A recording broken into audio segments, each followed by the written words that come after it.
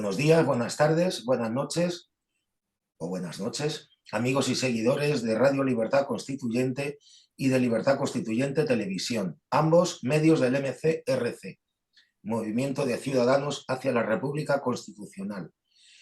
Hoy es 14 de febrero de 2025, día de San Valentín, y tengo el honor y el placer de contar en este nuevo programa con el maestro Eric G. Cárdenas desde Sonora, en México, y con mi amigo y compañero Fulgencio del Hierro desde la Bahía de Cádiz. Muy buenas tardes, buenos días para usted, maestro, buenas tardes, Fulgencio, para ti. Hola, gracias por la invitación, Marcelino. Bueno, saludos cordiales desde Cádiz, y el placer y el honor también son míos. Bueno, pues hoy vamos a hablar voy a empezar por el título que le queríamos dar a este programa y que es idea de Fulgencio, que sería después de la elección o de la toma de posesión de Donald Trump, según Fulgencio del Hierro, estamos en un shock sostenible, o sea, sostenido, perdón, un shock sostenido. Y bueno, y para empezar, pues me gustaría preguntarle a Eric cuál es la percepción o qué percepción tenéis desde México y después de estos anuncios a bombo y platillo, ¿no? Y amenazantes del presidente Trump a vuestro país. Claro. Sí, hay que tomar en cuenta que pues, la sociedad mexicana es compleja, que los medios de comunicación responden a diferentes audiencias, entonces la percepción puede ser muy amplia respecto a las acciones que está haciendo Trump recientemente. Bueno, desde mi punto de vista, ¿no? El primer impacto que yo sentí fue el de los paisanos que están trabajando en Estados Unidos, ¿verdad? O sea, ese temor de que sean deportados, ese temor de que sean enviados a México, las familias separadas, algunos empezaron con este miedo. Y ante eso, ¿verdad? Ante las primeras deportaciones que esas ya sucedieron en cuanto tomó el poder en Donald Trump, pues el gobierno federal reaccionó para tener en las fronteras albergues, ¿no? Para atender a esta población que fue expulsada de los Estados Unidos. Entonces se le ofrecen algún dinero para que se regresen a su pueblo de origen, a su ciudad, etcétera, ¿no? Entonces ahí desplegó un operativo, o sea, respondió el gobierno mexicano ante esta crisis, ¿no? Migratoria que empezó.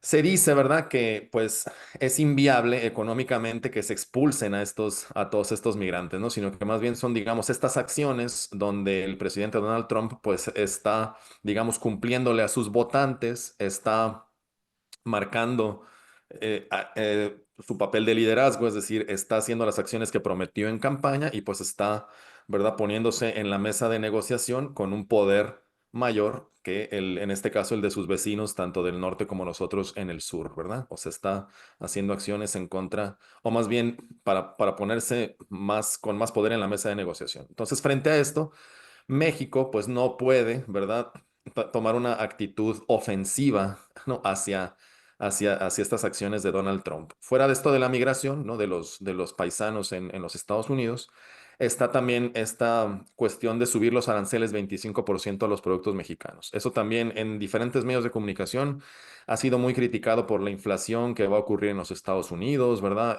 También por la caída de las exportaciones y la crisis económica que pudiera generar en un país como México, donde la balanza comercial depende, ¿no?, de la venta de productos a los Estados Unidos. Entonces, y aquí las acciones que realizaron, pues fue ceder, ¿verdad?, el gobierno mexicano a algunas de las exigencias que tenía el presidente entrante en la Casa Blanca. Dígase, atender el problema del narcotráfico, que hablaremos más adelante, ¿verdad, Marcelino? Y también atender el problema de la seguridad en la frontera. Entonces, ahí el gobierno mexicano desplegó 10,000 soldados, 10,000 efectivos para cuidar la seguridad entre la frontera con México y Estados Unidos. Entonces, con esas acciones, después de una llamada telefónica entre nuestros mandatarios, ¿verdad? Se aplazó, ¿verdad? Se aplaza esta entrada de aranceles del 25% un mes. Es decir, tenemos todo el mes de febrero, ¿verdad?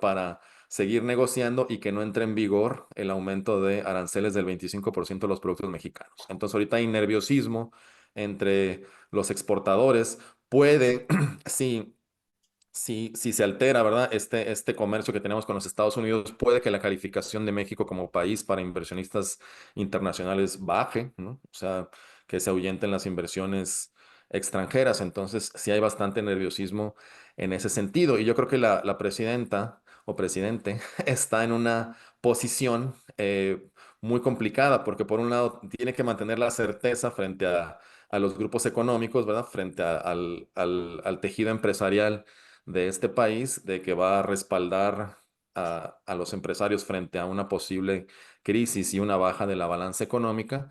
Entonces tiene que dar un discurso a los empresarios, que finalmente pues son, es un grupo que atiende el gobierno federal. Tiene que dar otro discurso hacia Estados Unidos, es decir, yo digo básicamente que pues le tiene que dar lo que pide, ¿no? A Donald Trump, que son estas, pues atender a los migrantes, ¿no? Fortalecer la seguridad en la frontera. Lo que está más complicado es atacar a los cárteles. No obstante, incluso antes de que tomara el poder en la Casa Blanca, ya empezaron con las capturas de grandes capos como ocurría en el gobierno del partido anterior, ¿verdad? Tanto en los gobiernos del PRI como en el gobierno del PAN. O sea que se capturan capos, se ponen en el escenario, ¿verdad? Todos los paquetes de narcóticos que lograron incautar, hay fotografías, salen en la prensa y bueno, o sea, eso no lo hizo Andrés Manuel López Obrador, ¿no? Por esta política de abrazos, no balazos, o sea, eso se detuvo, pero eso pues se está volviendo a hacer porque pues es algo, digamos,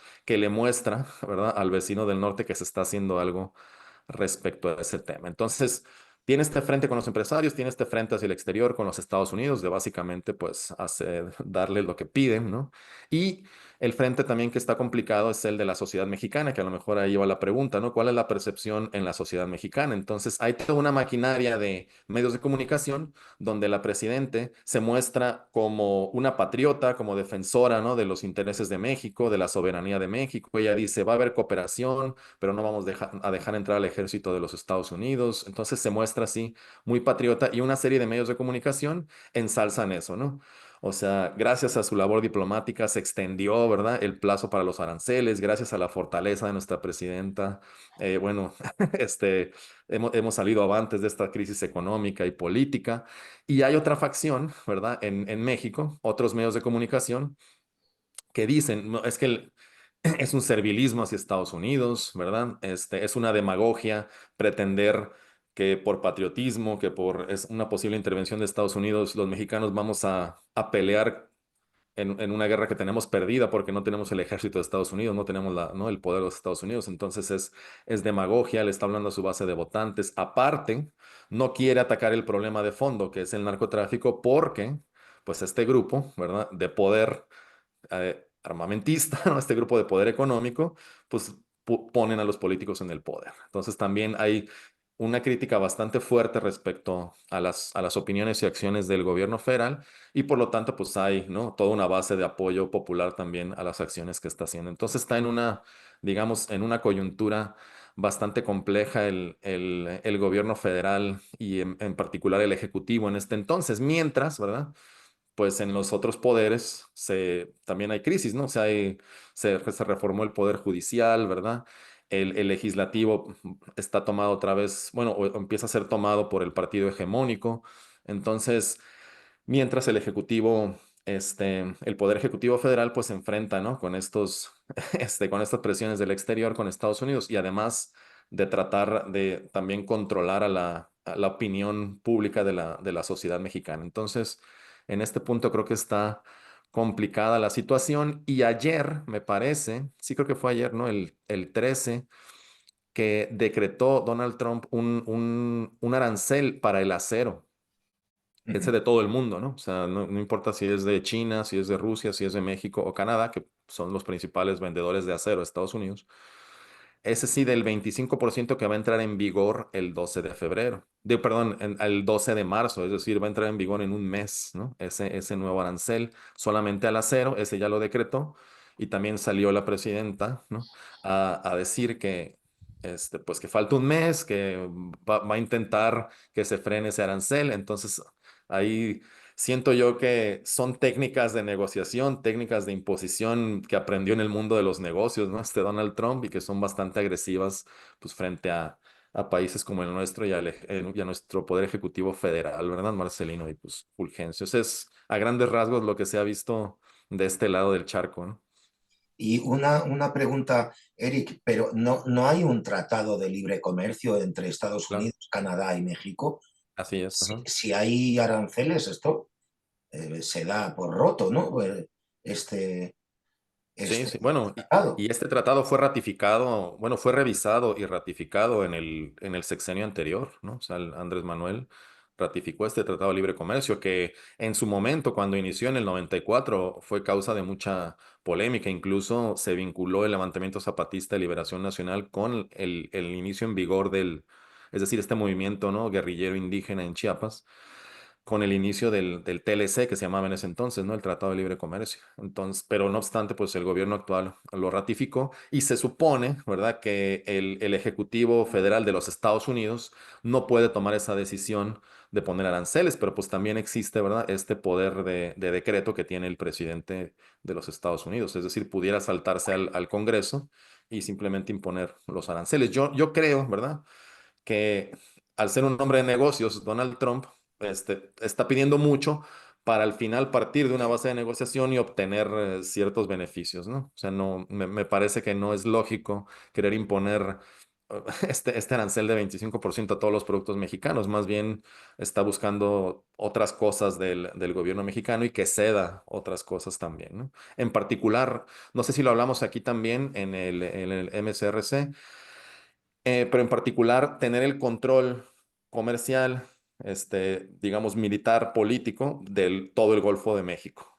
Pues, o sea, desde el paso transísmico, desde la península de Yucatán, ¿no? La zona turística del Caribe, desde la sonda de Campeche que están los recursos petroleros. O sea, de alguna manera creo que más va por tener este control territorial geopolítico que en realidad aplicar un castigo eh, a la sociedad mexicana, ¿no? O perjudicar a su propia gente que sufre una inflación por esta subida de aranceles, ¿no?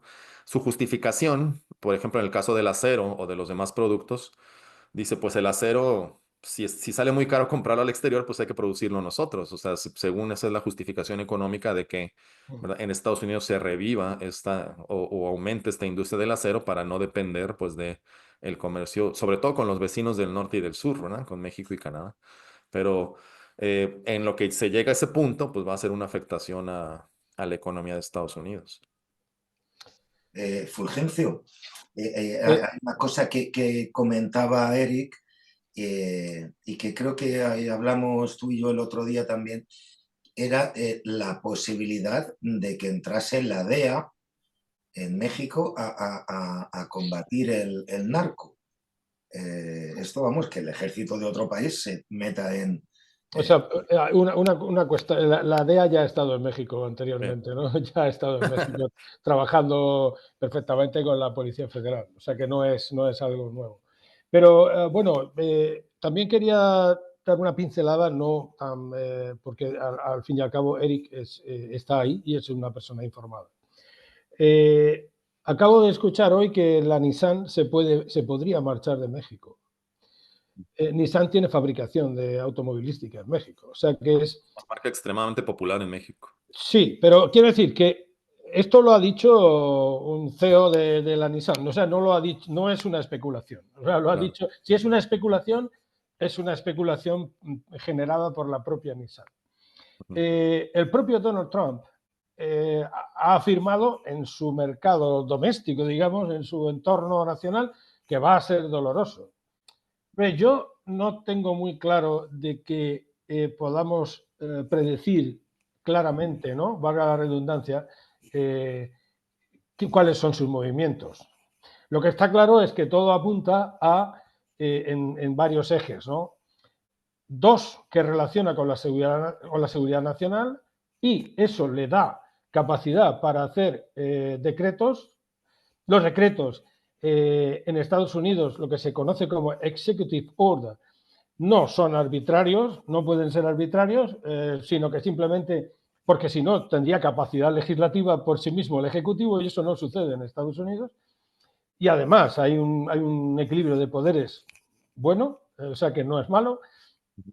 Quiero decir que un juzgado de distrito puede parar un decreto de Donald Trump, pero tiene que tener un respaldo que es la mejor aplicación de una legislación vigente. Eso es más o menos, ¿no?, la base legal de un real decreto, perdón, no es real, pero de un decreto, ¿no? Eso es así. Luego, yo creo que hay dos aspectos que están relacionados con la seguridad nacional, que relaciona y que si miramos y establecemos un paralelismo con España, en cuanto a las corrientes migratorias del sur, no digo que España sea Estados Unidos, ni México sea Marruecos. Me refiero a los flujos migratorios del sur hacia el norte.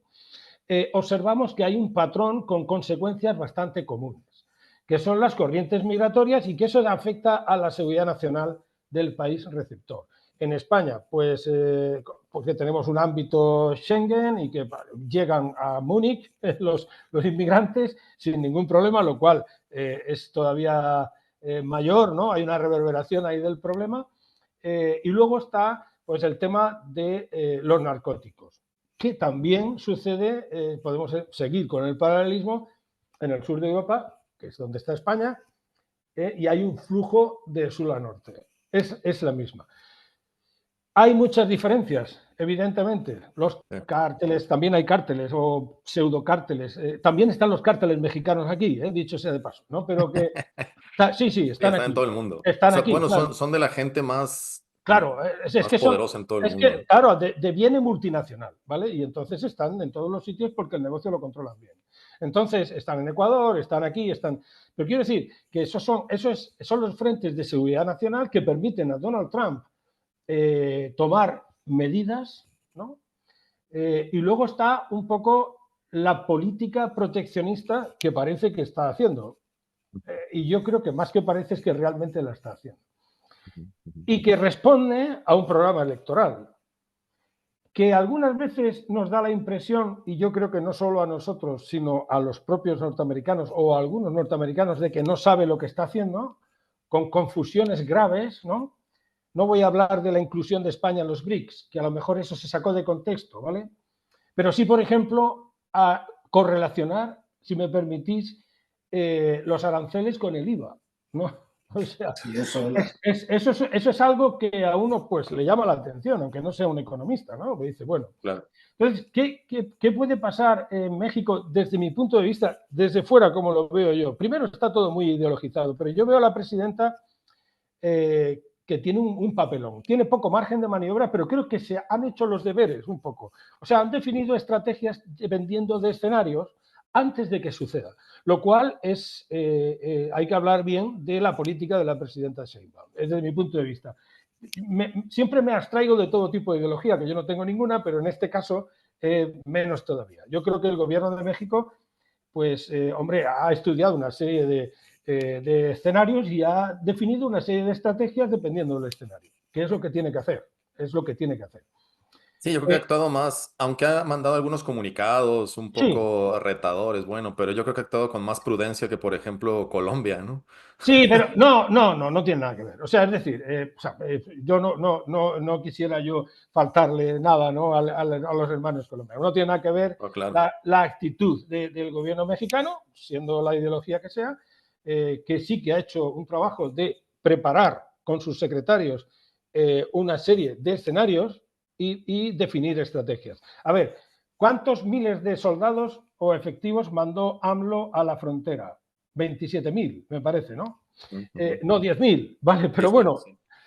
no, 10.000 son los que ha enviado la presidenta, pero en su día AMLO tuvo una situación parecida y mandó más todavía, ¿no? O sea, claro. es decir, sí que ha conseguido parar esto, pero yo no creo que la DEA pueda volver a México como estaba fácilmente. Yo no veo el ejército poner las botas en territorio mexicano, francamente no lo veo. Veo que hay operaciones que no tienes por qué mandar soldados de infantería y veo que hay ahora mismo, se ha incrementado las operaciones de adquisición de inteligencia, con medios aéreos. Y eso se ha detectado y se han dicho ya por parte de oficiales generales de las Fuerzas Armadas mexicanas. O sea, eso se ha reconocido en público. O sea, hay aviones de inteligencia de las Fuerzas Armadas norteamericanas, siempre en espacio aéreo internacional, no violan en ningún momento, no necesitan hacerlo, y que están haciendo su seguimiento por la zona de Baja California. Y eso es así. ¿Eso quiere decir que vienen? Pues no lo creo. Eso quiere decir que están construyendo lo que dicen en inglés, lo que decimos en la Armada es building a picture. O sea, es decir, una situación, teniendo conocimiento del entorno, tanto comunicaciones, movimientos terrestres, etc. Y situando blancos, que eso también puede ser. O sea, ¿puede haber ataques selectivos? Sí. ¿Es necesario que vayan allí los soldados? No. No lo creo porque eso tendría unas consecuencias muy importantes, ¿no? Que no impredecibles, ¿no? ¿Cómo va a terminar esto con México? Yo creo que, no sé si es el 70 o el 80% del PIB mexicano, es decir, la dependencia es brutal.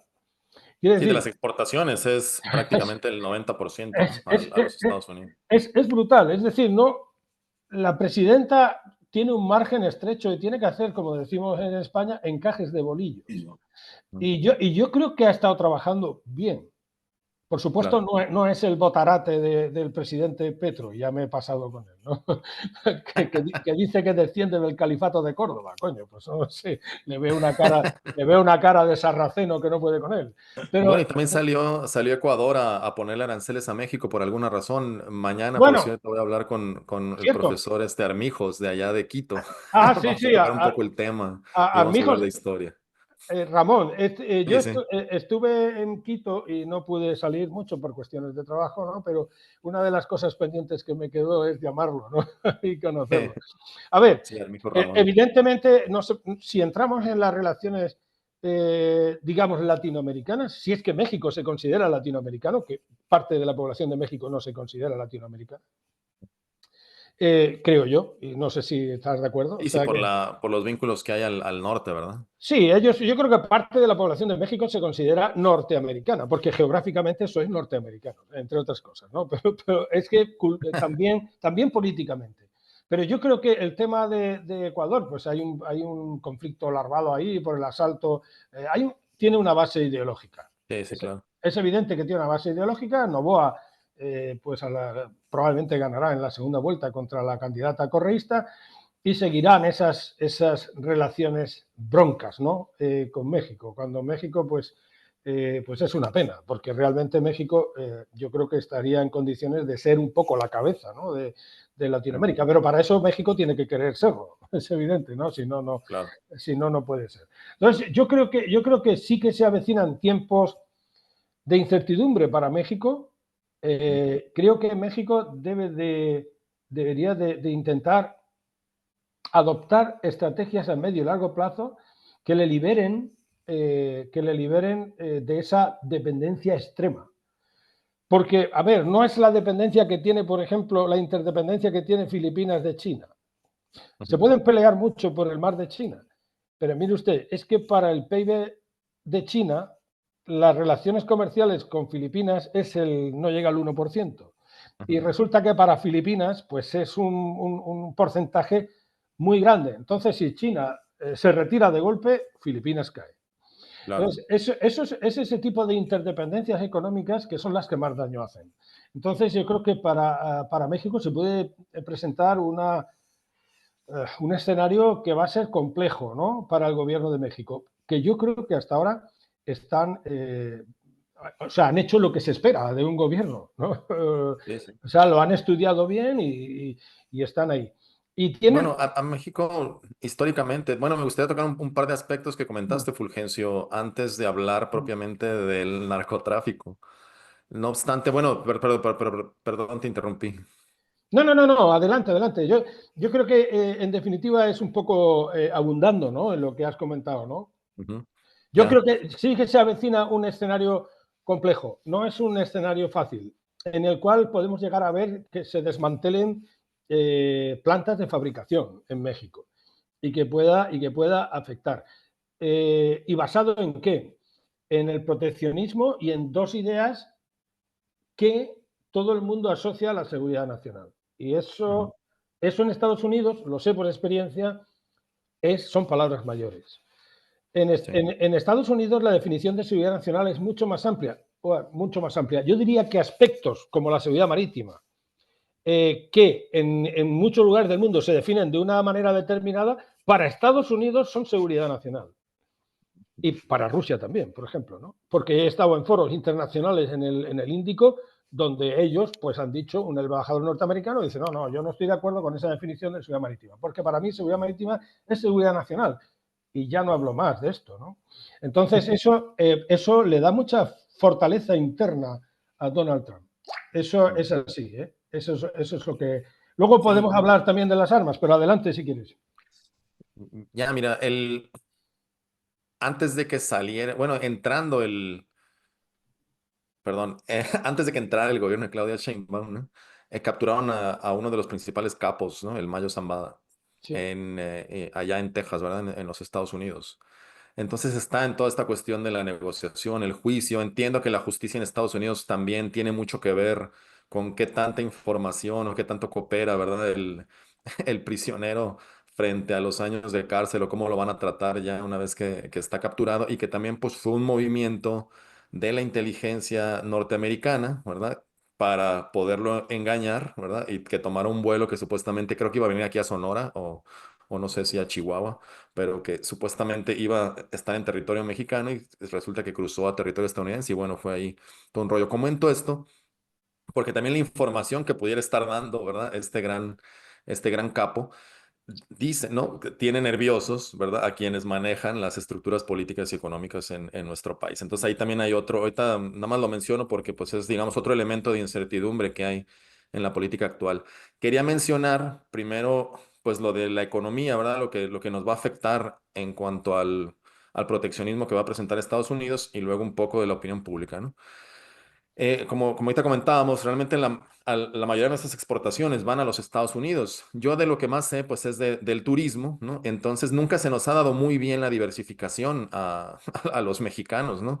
Si prácticamente, sí, ¿no? Más o menos el 90% de los turistas que vienen a México también, así como las exportaciones, provienen de Estados Unidos. Y es un tipo de turismo que va a las playas, ¿no? Que va a los hoteles todo incluido, que a veces visita las grandes ciudades y el otro porcentaje que viene de Europa, pues de España, Inglaterra, Alemania, o que viene de Sudamérica, de Argentina, ¿no? De Colombia, de estos países. Algo viene de Asia también, ¿no? Un poco de esto. Es decir, nuestra diversificación al exterior es muy poca, pero en realidad gran parte de, digamos, el empresariado pequeño y mediano en México atiende a ese 10% de turistas, porque no vienen nada más a tirarse a la playa a comer y beber todo el día, ¿no? Sino que son los que precisamente visitan, ¿verdad? Los pueblos mágicos, las ciudades históricas, hacen rutas más allá de los centros vacacionales. Entonces, esa diversificación es a la que México le tendría que poner más atención en cuanto, estoy hablando del turismo, pero pudiéramos decir lo mismo en cuanto a las exportaciones, ¿verdad? Si los aguacates, ¿no? Porque es muy popular ahora que pasó el Super Bowl, ¿no? Que se exportan a los Estados Unidos, se pueden con otros medios de transporte, con otras técnicas de cultivo, ¿no? De embalaje, exportar a otros países, a otros continentes, bueno.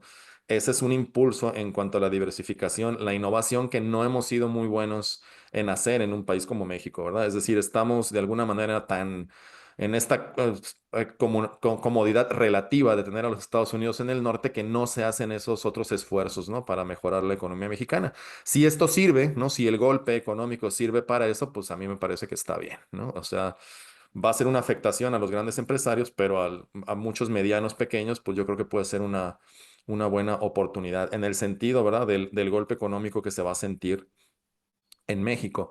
Solo que también el gobierno federal, tradicionalmente tampoco ha sido muy bueno en impulsar los sectores medios, ni tampoco en negociar, ¿verdad? O sea, no nada más satisfacer los requerimientos de los Estados Unidos, ¿no? Sino en obtener algo también de los Estados Unidos, ¿no? Porque parece que lo único que quieren obtener es que las cosas sigan igual en esta, como te digo, comodidad relativa. Yo creo que México pudiera negociar la transferencia de tecnología, ¿verdad? Si fuéramos un país más visionario, que, por ejemplo, en el Plan Sonora se desarrollaran aquí microchips y no simplemente mandarles, ¿no? ¿Cómo se dice? El litio. Van a ser microchips en Arizona, ¿no? Ahí, o sea, en cuanto caiga Taiwán, en cuanto China tome Taiwán, ya tienen lista, ¿verdad? La infraestructura en Arizona, les vamos a dar el litio de México a Arizona, en Arizona van a fabricar los microchips, nos van a mandar los microchips para aquí ensamblar las televisiones, los celulares, etcétera, ¿no? Las tablets, y luego regresarlos a Estados Unidos a venderlos. Entonces, en ese proceso, nosotros nomás estamos dando la materia prima y la mano de obra. Entonces, la tecnología, esa transferencia de tecnología es algo que debería pedir el gobierno mexicano. Esta administración, ¿no? La que acaba de entrar en México, ha hecho algunas declaraciones de que sí va a impulsar, ¿no? Esa industria de los microchips, de que va a impulsar al Instituto Politécnico Nacional para hacer carros eléctricos también, o sea, de que hay como cierta intención de tener ese avance tecnológico. Nuevamente, ¿no? Si esta crisis económica sirviera para impulsar, ¿no? Para salir de esa comunidad, impulsar esos proyectos, pues yo creo que también pudiera ser algo bueno, ¿no? Es decir, yo viéndolo en el lado positivo y no nada más, ¿no? De esta ola o de esta onda expansiva, ¿no? De las declaraciones que tienen las declaraciones de Trump en la opinión pública. El tema aquí también, o sea, para como mexicanos no caer en ninguno de los dos bandos de la opinión pública que se están peleando, porque unos son aplaudidores, ¿no? De las palabras y acciones de la titular del Ejecutivo y otros es todo totalmente lo contrario, ¿no? O sea, la opinión pública en México resulta a veces estar tan polarizada que si no estás respaldando todas las acciones de Claudia Sheinbaum, este, entonces están diciendo que es terrible, que va a ir a la cárcel por sus vínculos con el narco, que por eso están temblando porque tienen al Mayo y el Mayo va a acusar a ella, ¿no? Al expresidente. Entonces, o sea, están pintando una situación catastrófica totalmente mientras los otros están respaldando todas las acciones. Entonces, yo creo que en México hemos caído en ese error, ¿no? De polarizar la opinión pública a tal grado que no encontramos realmente un punto de convergencia, ¿no? Entonces, y yo creo que eso sí es necesario para sortear mejor pues esta situación compleja, ¿verdad? Que se va a venir o que está empezando a suceder. A mí no me gustaría que las cosas siguieran igual, ¿no? O sea, después de todo esto, en el sentido de que, bueno, pues mira, ya nos pusimos al servicio nuevamente de los Estados Unidos, subieron los aranceles, pero muy poquito, ¿no? O sea, seguimos en esta dependencia económica. Creo que en este sentido no me gustaría que se desaprovechara, ¿no? Esta crisis, por decirlo así. Y desde mi punto de vista, ya no en el turismo, sino como historiador y divulgador, pues el relato de la leyenda negra, ¿verdad? El autodesprecio de nuestra historia, nuestra herencia cultural, pues impide que como mexicanos nos pongamos de acuerdo y veamos las oportunidades al futuro y veamos cómo fortalecernos de este tipo de crisis, porque también ahorita nada más estamos como que a la defensiva de lo que dice Donald Trump y de lo que pasa en Estados Unidos, pero en realidad también Estados Unidos en la balanza geopolítica también tiene que hacer, también no es un poder supremo, ¿no? Tiene que hacer movimientos importantes para enfrentarse con China, con Rusia.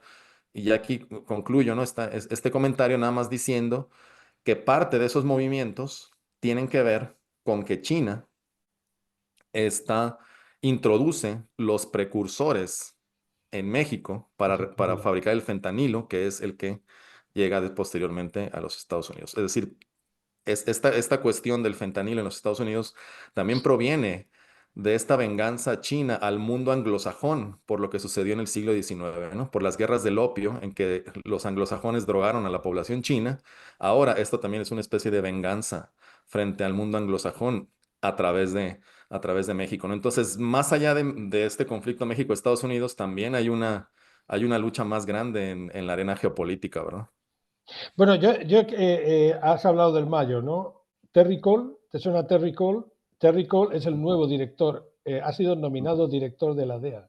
Terry Ujú. Cole fue el director en México de la DEA. Y Terry Cole, cuando lo cesaron, decidió retirarse. Ahora lo han recuperado. Terry Cole dijo que el narco estaba totalmente en connivencia con todas las estructuras de poder en México. Ujú, Eso es lo que dijo, pero además lo dijo y está grabado. O sea, que no es que lo dijo en un petit comité. ujú. Él es ahora, va a ser el nuevo director de la DEA. Es importante eso. Bueno, lo que has comentado de que eso puede ser también, puede más o menos orientarnos por dónde va a venir. Evidentemente, la frontera entre México y Estados Unidos es permeable. Es permeable, me da la impresión, en ambos sentidos, ¿no? No solamente de sur a norte, también de norte a sur, ¿no? Porque hay un tráfico de vuelta, ¿no? Con las armas. Bueno, con lo que has comentado de China, bueno, yo creo que esto es lo que algunos analistas modestos, ¿no?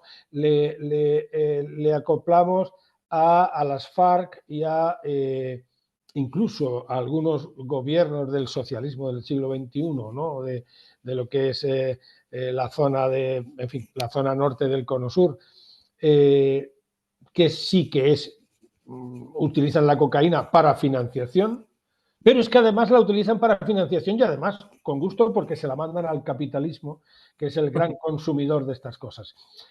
En cuanto a China, bueno, yo creo que lo de China es... tenemos un problema en lo que se conoce como Occidente.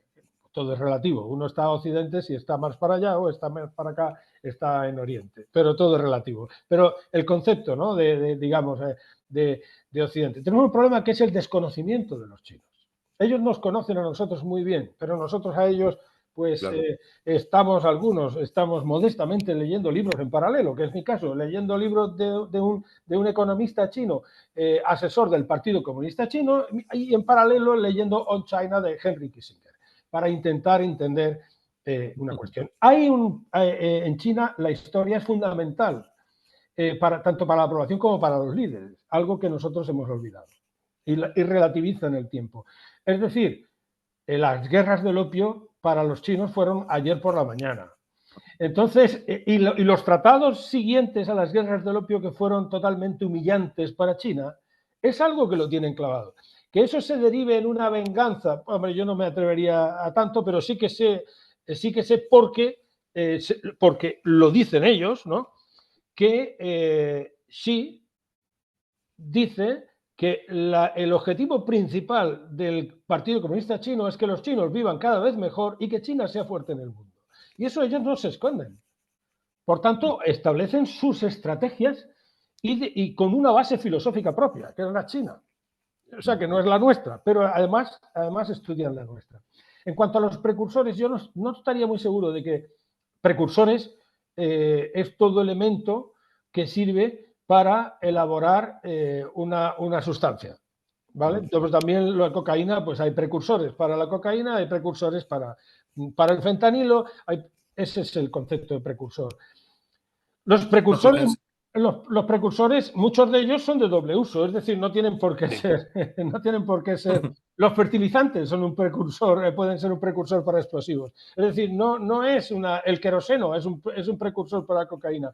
Es decir, no es, por tanto, yo no estoy muy seguro de que la exportación dentro de todas las grandes frentes de exportación que tiene China, de elementos que resulten precursores para el desarrollo en laboratorio de fentanilo, sea de forma deliberada. No estoy muy seguro. Quizás, yo no creo que a China le interese eso. Yo no creo que a China le interese. Yo creo que a China lo que le interesa es ser fuerte en el mundo.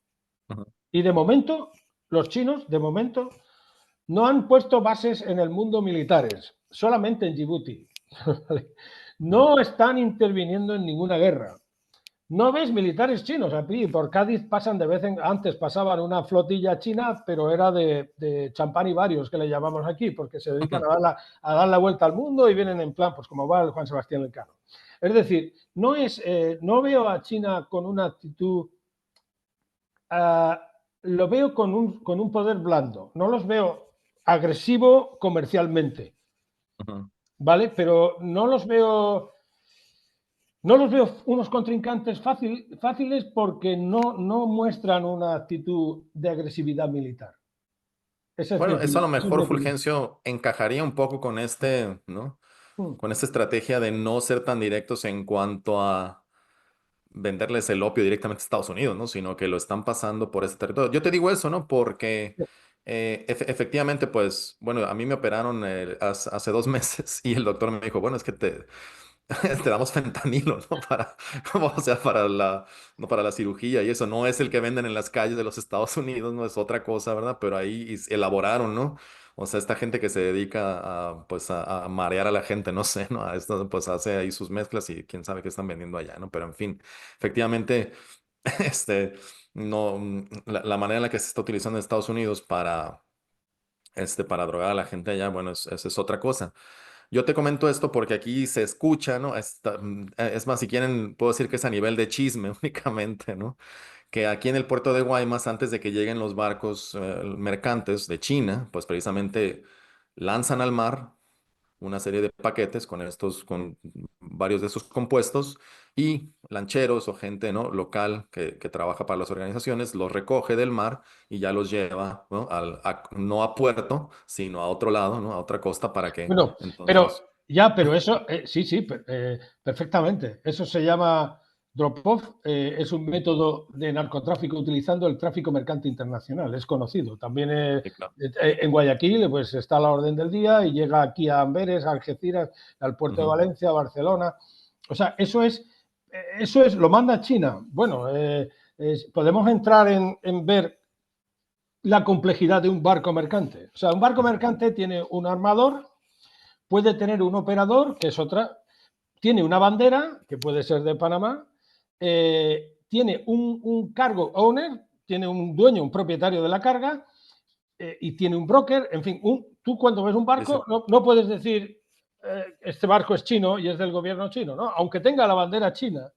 claro. Es así, o sea que puede decir que el narcotráfico a bordo de barcos que vayan a recalar en México de precursores de fentanilo, me lo creo yo, vamos, perfectamente, Sí. ¿no? Porque es un método habitual, ¿no? Pero no sé hasta qué punto, Bueno, eh, ajá.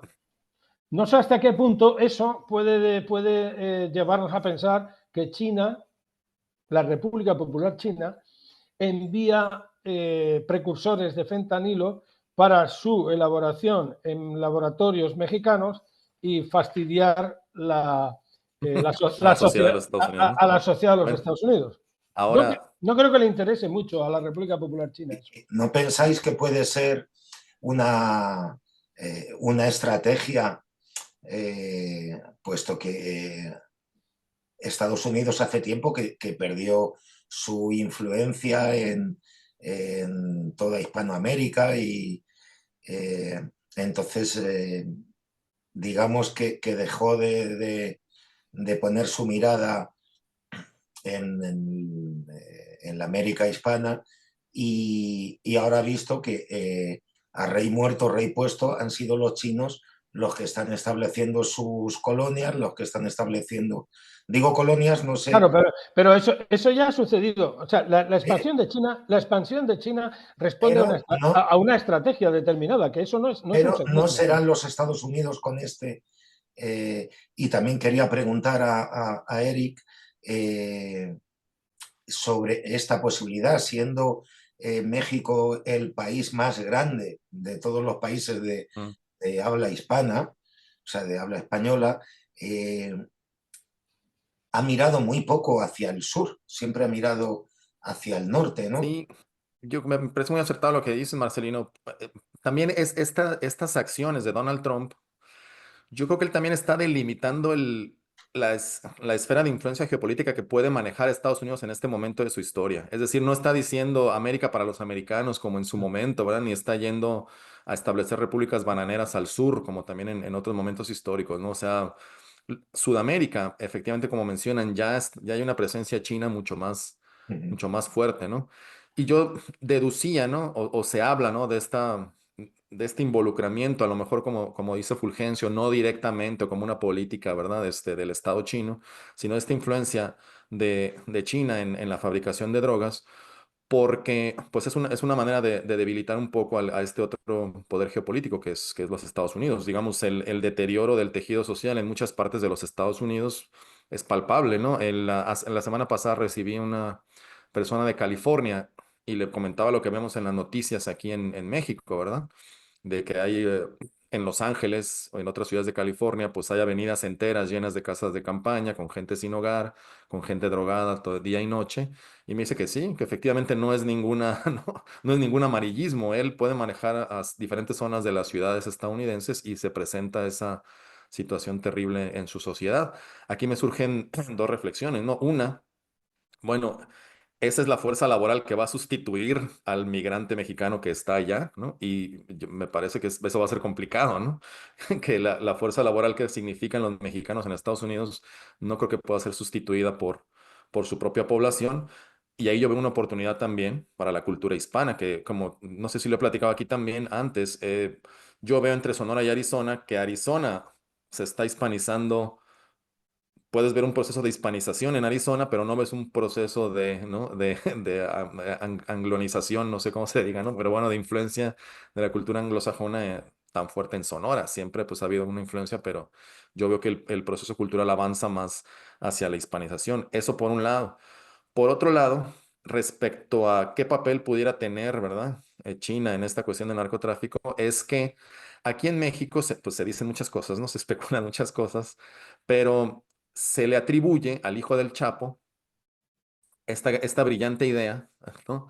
De, en lugar de vender marihuana y cocaína, vender fentanilo, porque su producción es mucho más barata, ¿verdad? Porque es una droga mucho más fuerte y porque es más fácil de ocultarla, ¿verdad? Al momento de pasarla a la frontera. Ahora, como te digo, yo no sé si sea un genio comercial el hijo del Chapo, ¿no? A mí me parece que hay o sea, hay una mente más, más preclara llegando a ese tipo de conclusiones, pero bueno, a él se le atribuye que inició, ¿verdad? Con esto de los laboratorios clandestinos, con esto de de colocar estas drogas sintéticas en las calles de los Estados Unidos.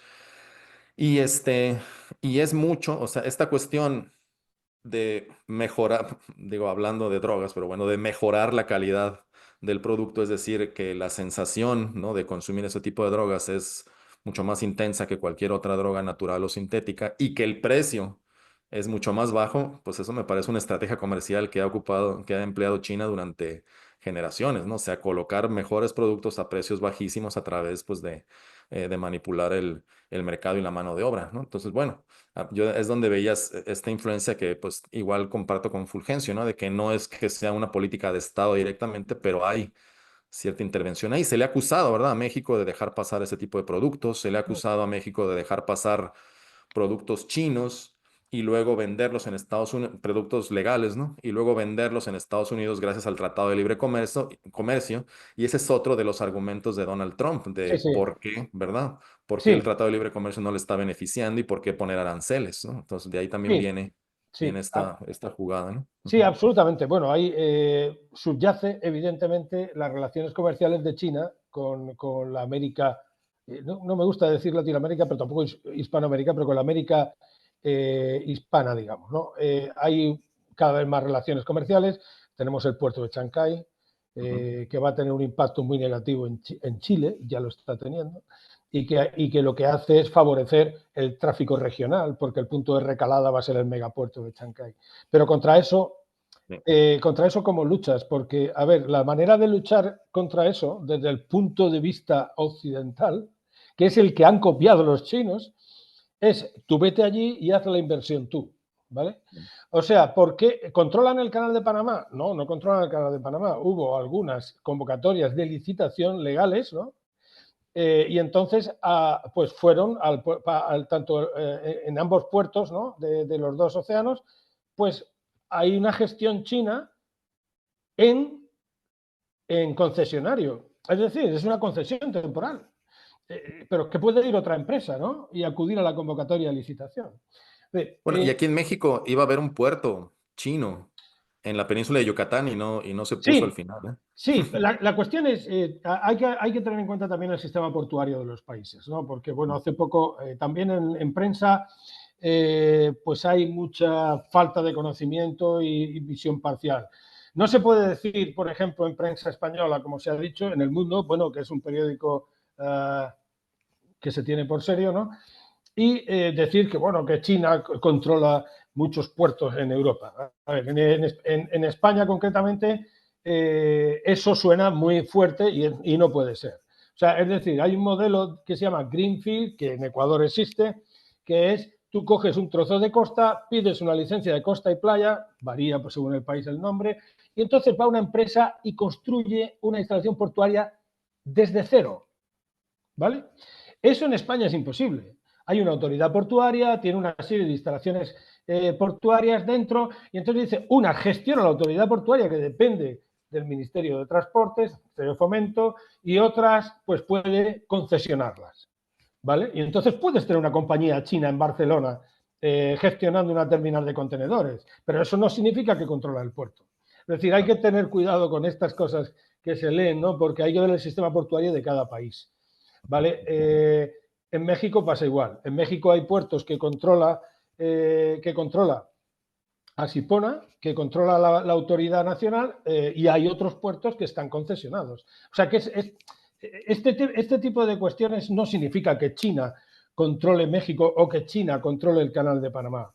Esto es que si Estados Unidos no quiere que haya ninguna compañía china en el Canal de Panamá, lo que tiene que hacer es compañías norteamericanas es acudir a la convocatoria de licitación. Eso es lo que me sale a mí. Y estoy de acuerdo contigo inicialmente al 100% de que para Donald Trump la cuestión ahora de lo que se trata es de construir un espacio vital y no retomar la doctrina Monroe, no, sino es un espacio vital. Y eso es muy serio, porque lo que está poniendo el foco es en la seguridad nacional. Y entonces ahí hay que meter a México, hay que meter el Canal de Panamá y hay que meter Groenlandia. Claro. En esa matriz hay que meter esos tres factores. ¿Por qué? Porque es un espacio vital, es el espacio vital cercano. Bueno, el espacio vital cercano ya nos suena de Putin también, que su espacio vital cercano es el espacio que tú tienes que controlar de una manera más efectiva. Y cuando no lo controlas, sufres. Y nos pasa en España, no controlamos el espacio vital cercano. Y sufre nuestra población en Melilla, sufre nuestra población en Ceuta, tenemos un coladero de hachís en el estrecho de Gibraltar y tendremos más cosas, porque no controlamos el espacio vital inmediato. Entonces, yo creo que en eso estoy de acuerdo contigo, que no es una recuperación de la doctrina Monroe, sino que es poner el foco en el espacio vital inmediato. Claro. Si os parece, avanzamos un poco porque el tiempo va avanzando también. Entonces yo tenía aquí un par de cuestiones y es, si os parece, aunque esto ya lo hablamos Fulgencio y yo hace un par de días,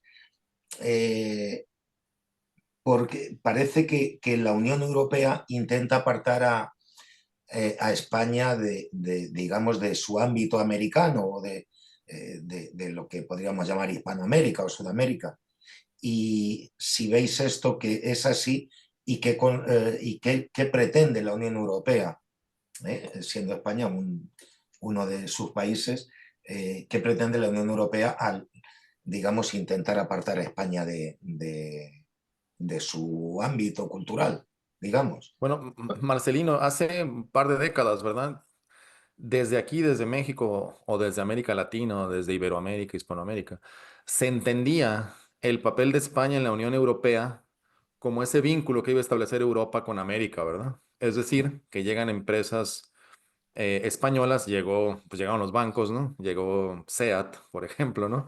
Pero que ese puente, ¿no? Que iba a ser entre España e Hispanoamérica o incluso toda Iberoamérica, ¿verdad? Después iba a ser aprovechado y absorbido por los motores de la Unión Europea, ¿no? O sea, por Alemania y Francia, ¿no? Así más o menos así se percibía, digamos, el papel de España desde aquí, o bueno, la gente Sí, que veía bueno, eso desde aquí hacia allá, ¿no?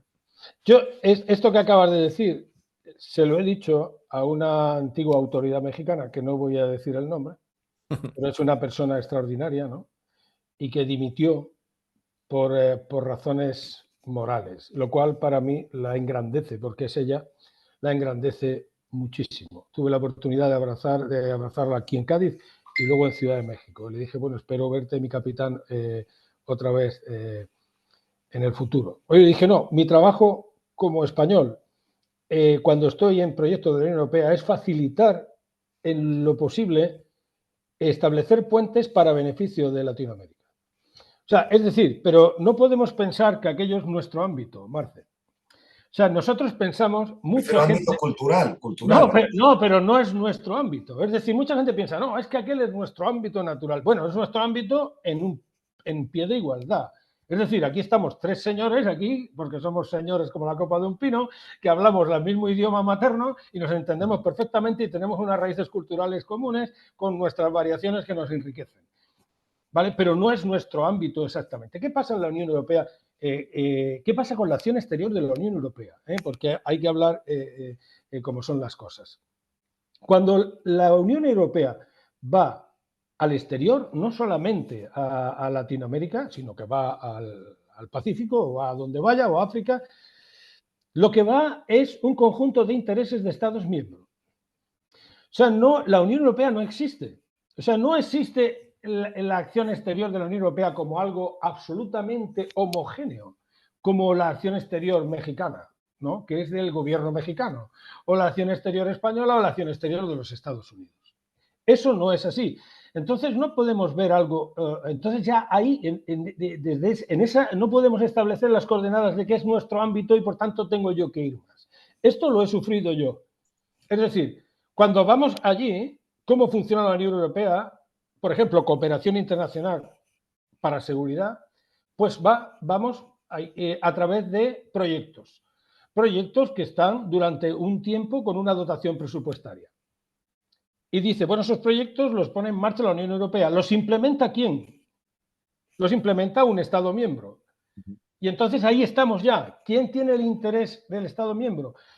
Los Estados miembros, Francia tiene intereses propios, intereses compartidos con la Unión Europea, pero siempre trata de canalizar sus intereses propios a través de la Unión Europea, e intereses con terceros, con el Reino Unido en el Golfo de Guinea, por ejemplo. Entonces, eso es como se define la situación. Ese es el escenario.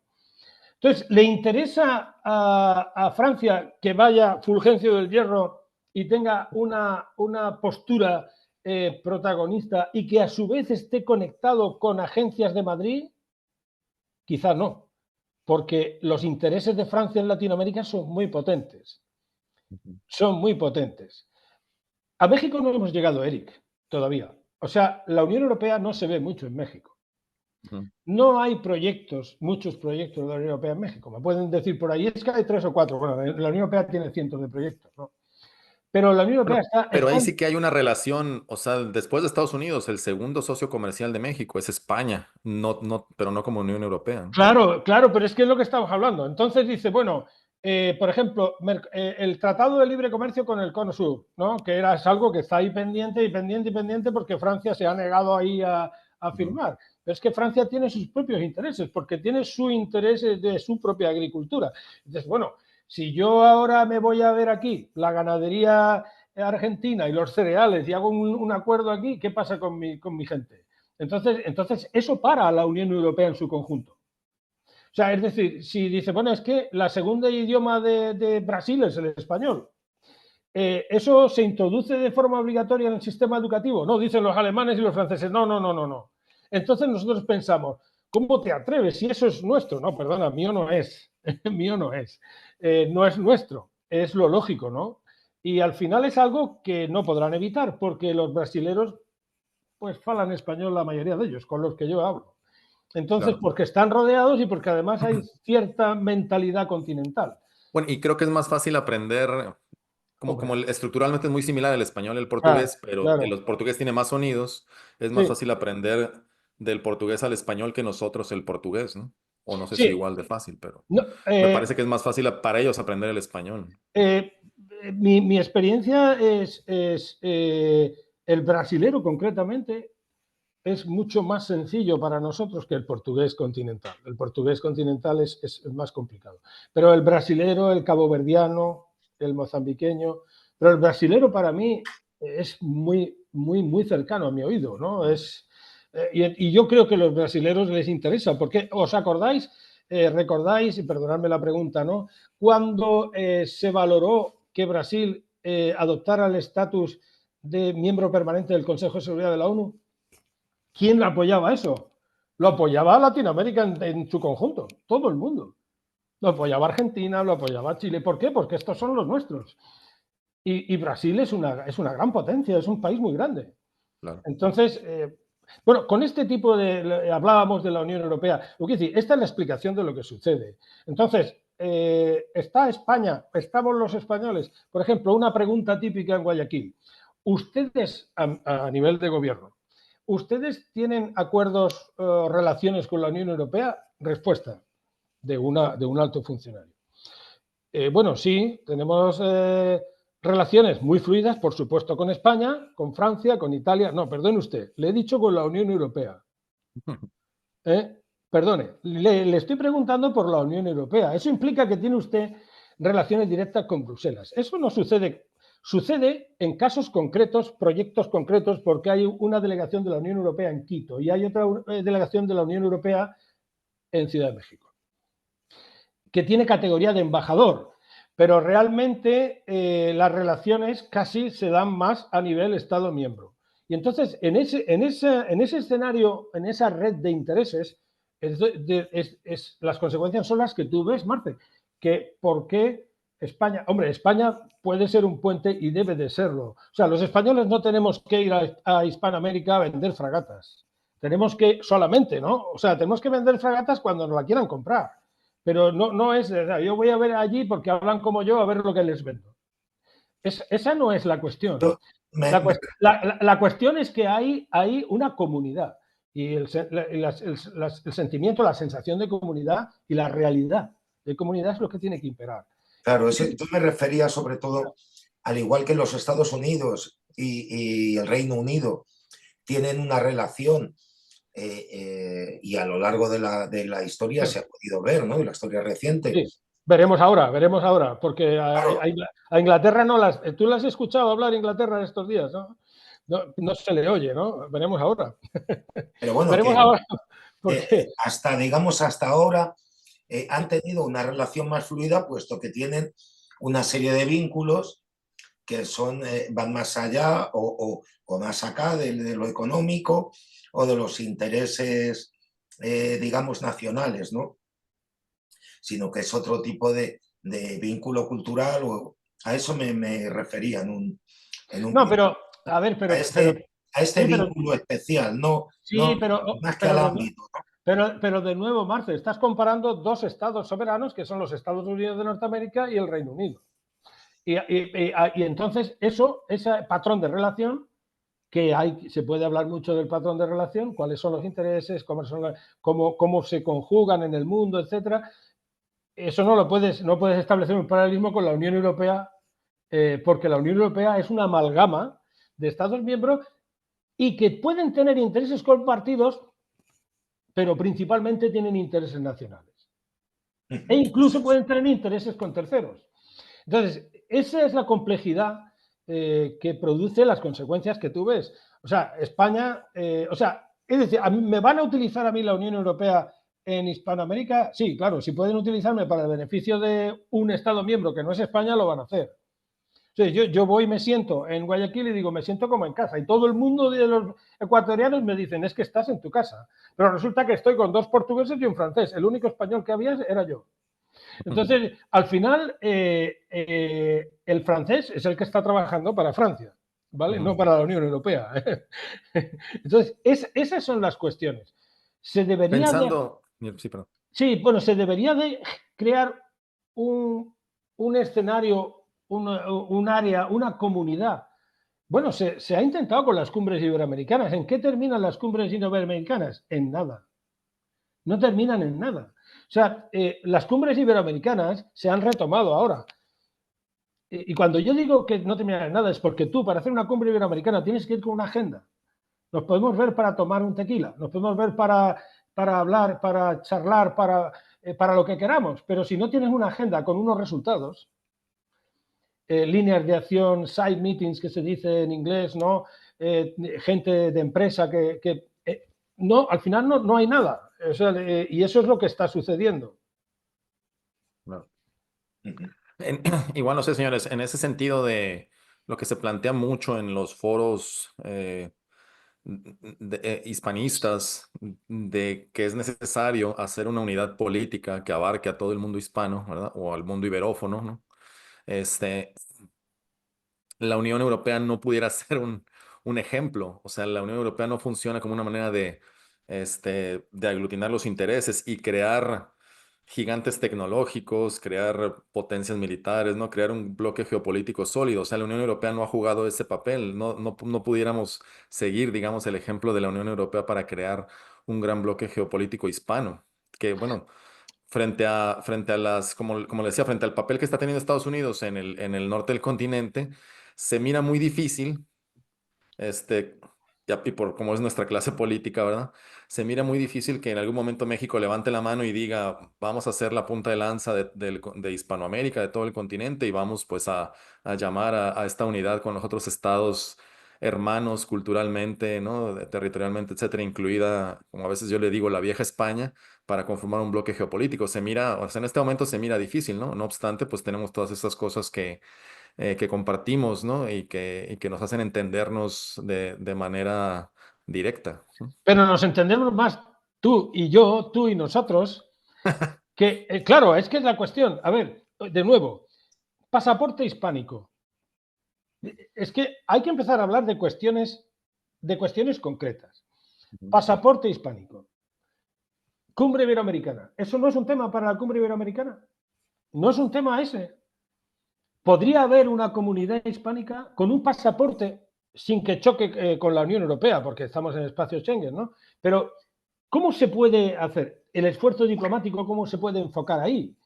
O sea, yo tengo mi presidente de la asociación, es mexicano, es un capitán de altura, y resulta que me entero que también tiene pasaporte español. Y entonces le digo en Ciudad de México, tú que eres de León, no de Nuevo León, sino de León, porque su abuelo era de León. Dice, sí, sí. Digo, no, es que así deberíamos de estar todos. Dice, no, todos deberíamos de estar con una nacionalidad sola. Efectivamente. Bueno. ¿Es realista tener una nacionalidad sola? No, pero sí que podemos tener una mancomunidad.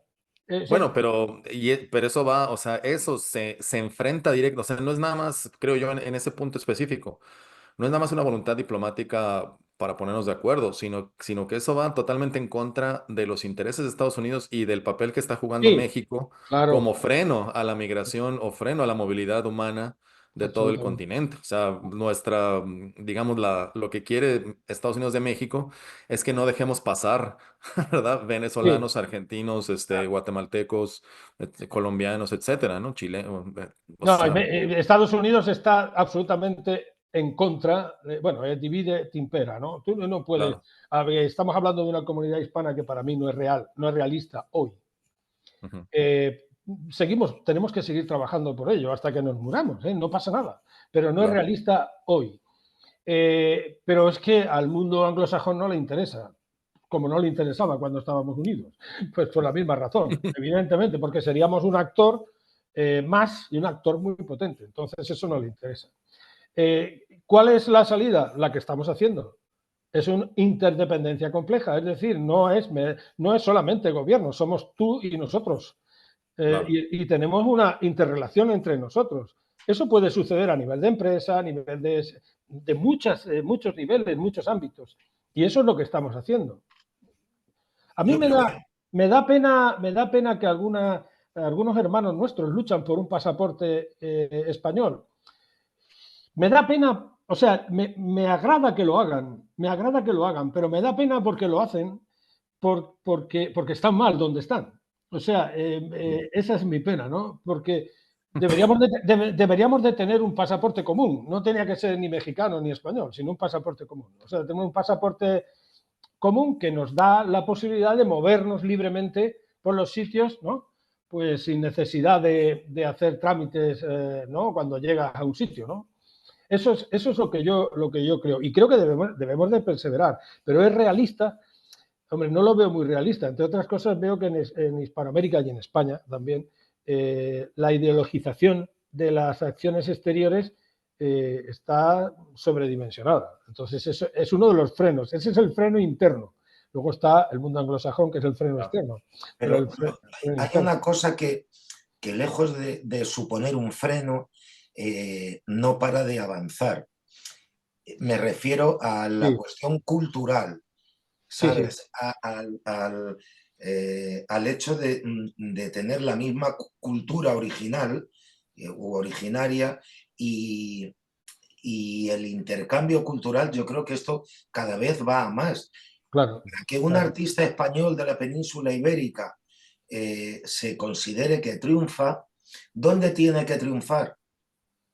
Sí, sí. O sea En que, bueno, Hispanoamérica. O sea, claro. Serrat, digamos, por poner Serrat, Sabina, gente que trasciende un poco porque son, bueno, pues grandes poetas, para mí lo son, aunque no me guste mucho a lo mejor la música de Joaquín Sabina, prefiero leerlo, me pasa con Leonard Cohen, me pasa igual, que me parece aburridísimo, pero me gusta leerlo. O Serrat, para que Serrat triunfe o haya triunfado a nivel global, o Paloma San Basilio O Julio Iglesias. o Julio Iglesias triunfan en la América hispana. Sí, pero Ese intercambio... eso se lo dices a mis compañeros portugueses y algunos no lo saben. Porque ellos piensan, a ver, no es lo misma la relación cultural que tiene Portugal con Brasil que la que tenemos nosotros con Hispanoamérica. No, no, no es lo no, mismo, no es lo en mismo absoluto. porque, O sea, porque el primero origen es diferente.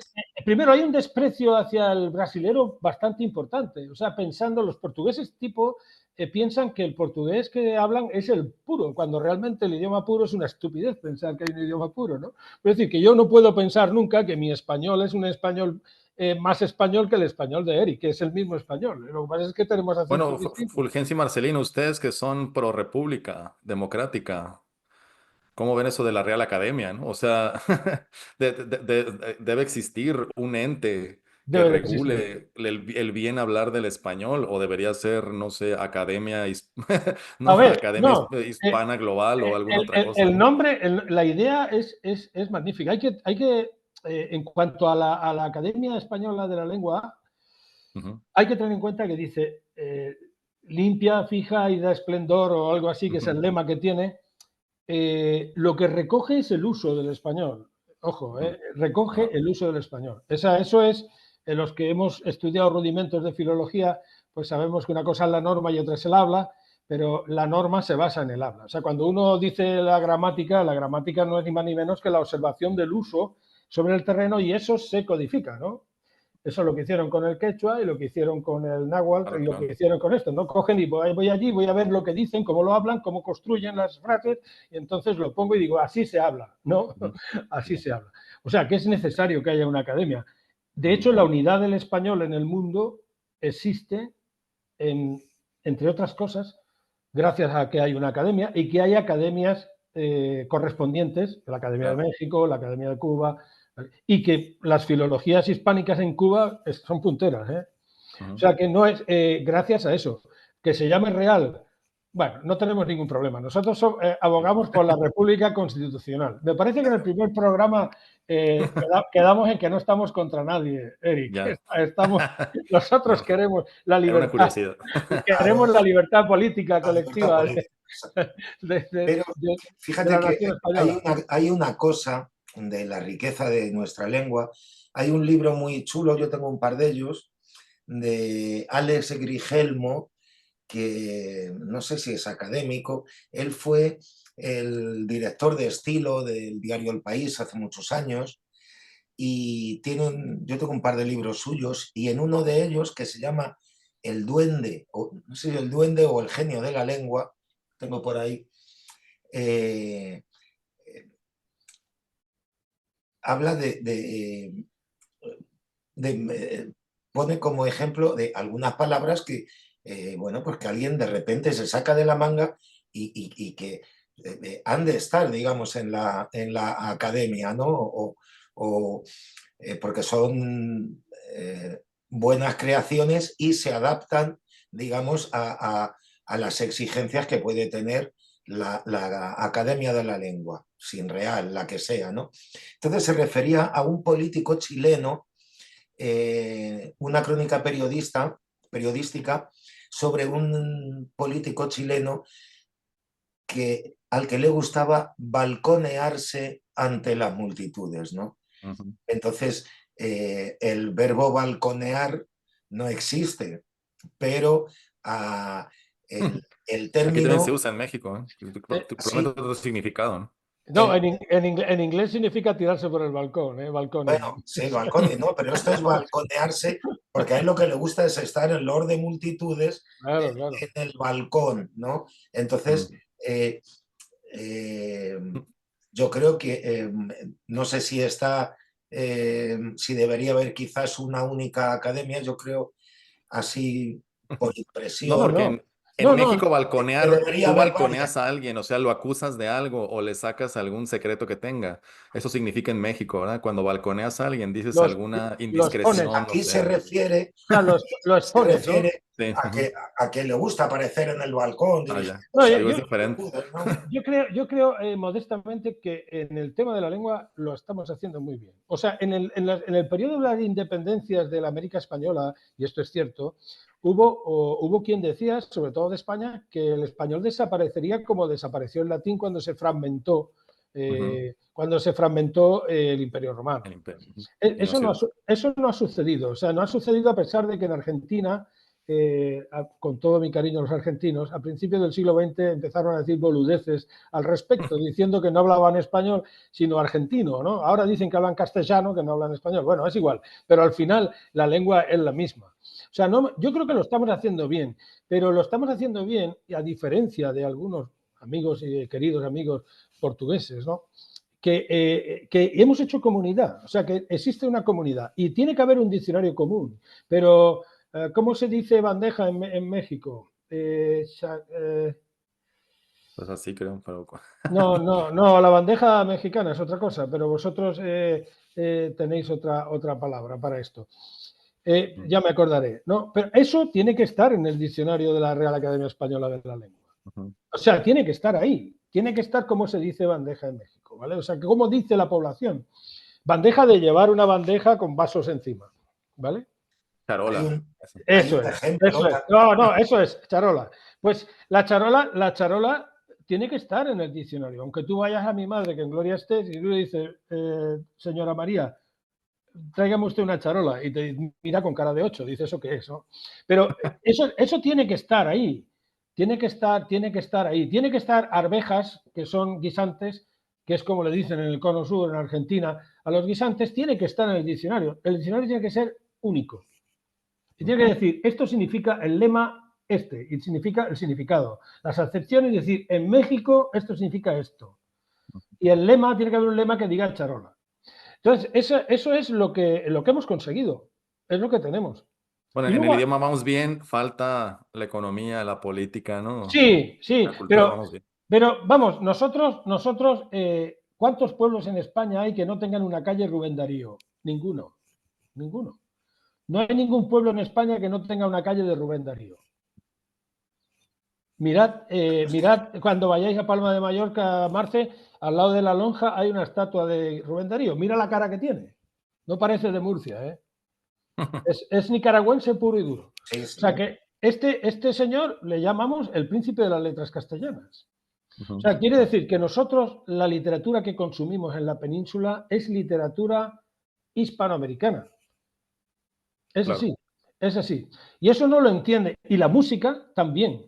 Eso no lo entiende mis queridos amigos portugueses. Piensan que no, que ellos lo puro es... no, aquí no hay pureza ninguna. Precisamente la homogeneidad nunca fue una condición, ni la puede ser. Luego hay, en Puede los ser. Estados Unidos hay, en una de estas comunidades religiosas puritanas, que no sé ahora mismo cuáles son, si los Amish, algún tipo de mormones,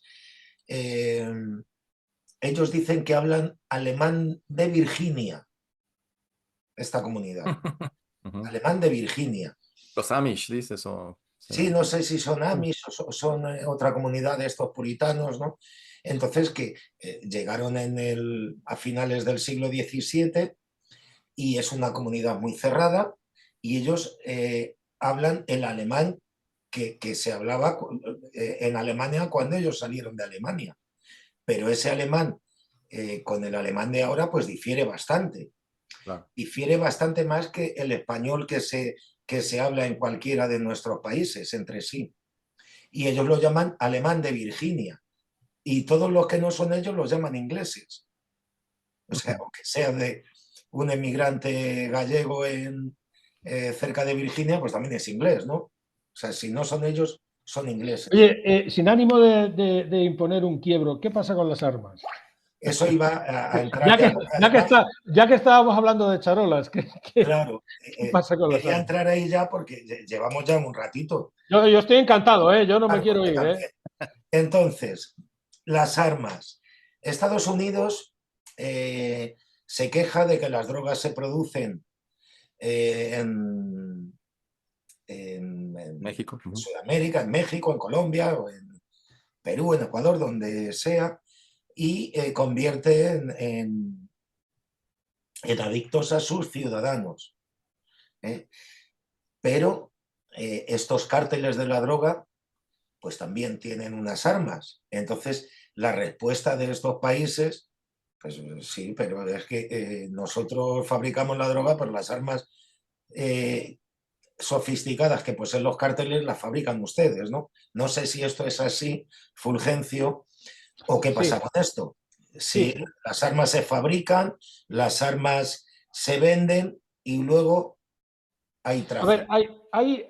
yo para muy rápidamente, porque esto es un problema global, es un problema mundial y opera en todos sitios lo mismo. Es decir, eh, las facciones somalíes se aprovisionan de armamento siguiendo unas dinámicas parecidas a los narcos mexicanos, ¿no? O a las FARC, ¿vale? Es decir, básicamente hay un tratado de armas, de comercio de armas, que no está ratificado por China, Rusia y los Estados Unidos, que son grandes fabricantes. Entonces, ¿qué sucede? Cada arma tiene un número de serie y un modelo. Es decir, tú coges un arma y dices, esta tiene el número de serie, ha sido fabricada allí. El comercio de armas, comercio legal, se produce en un 90% entre países, entre gobiernos, ¿vale? Luego hay, pues, otro tipo de mercado que es el de la seguridad privada, etcétera, etcétera, pero que también teóricamente está controlado por cada gobierno. O sea, no puedes comprar cualquiera, siempre hay cierto control. ¿Qué sucede entonces? Sucede que los países fabricantes de armas no colaboran a la hora de establecer la trazabilidad y qué ha pasado con el arma en cuestión.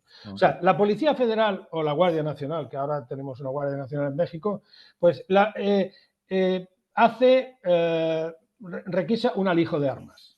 Entonces tiene las armas y dice, este es un modelo norteamericano con sus números de serie. Entonces, lo normal es que hubiera una colaboración por parte de Estados Unidos, que es donde se han fabricado las armas. Estados Unidos no está obligado a hacerlo porque no ha ratificado el Tratado de Comercio de Armas.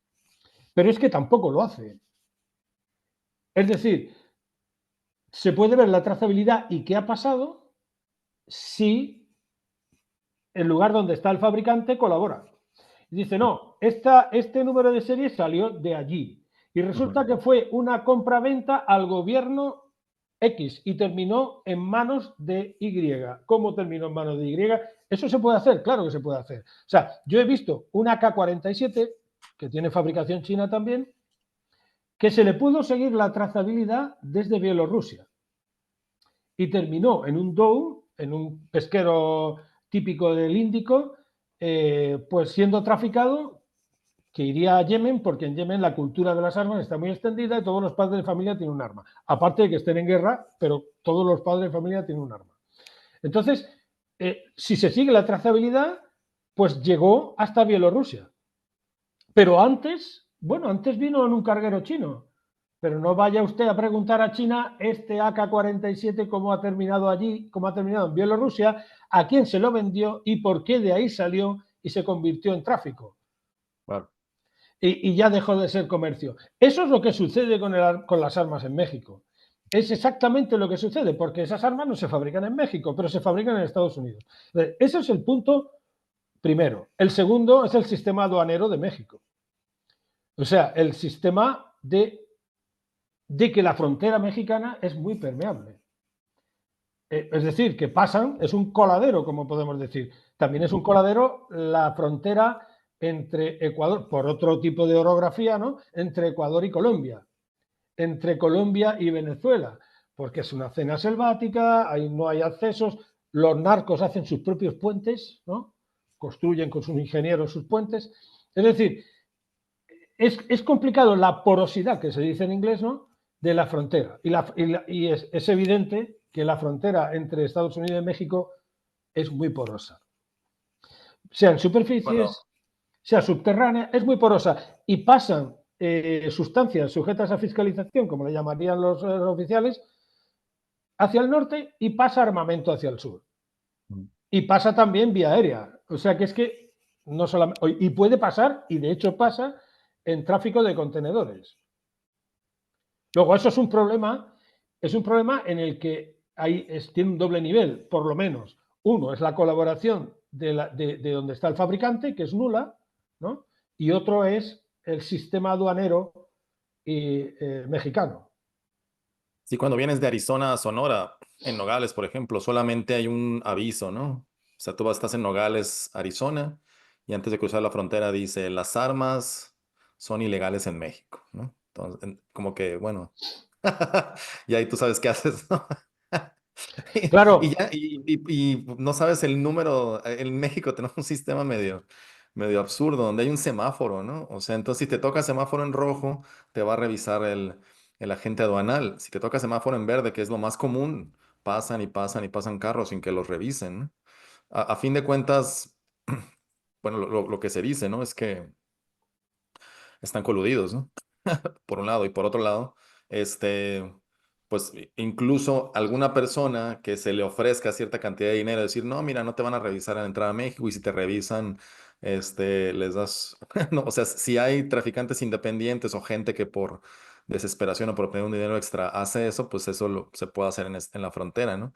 Muchas veces los agentes aduanales lo que están también en busca es de lo que le llamamos en México la fayuca, ¿no? O sea, estos productos estadounidenses que son muy baratos allá, ¿no? Y entonces pasan gran cantidad de productos para comerciar aquí en las ciudades, en los tianguis, ¿no? Mercados estos informales, etcétera.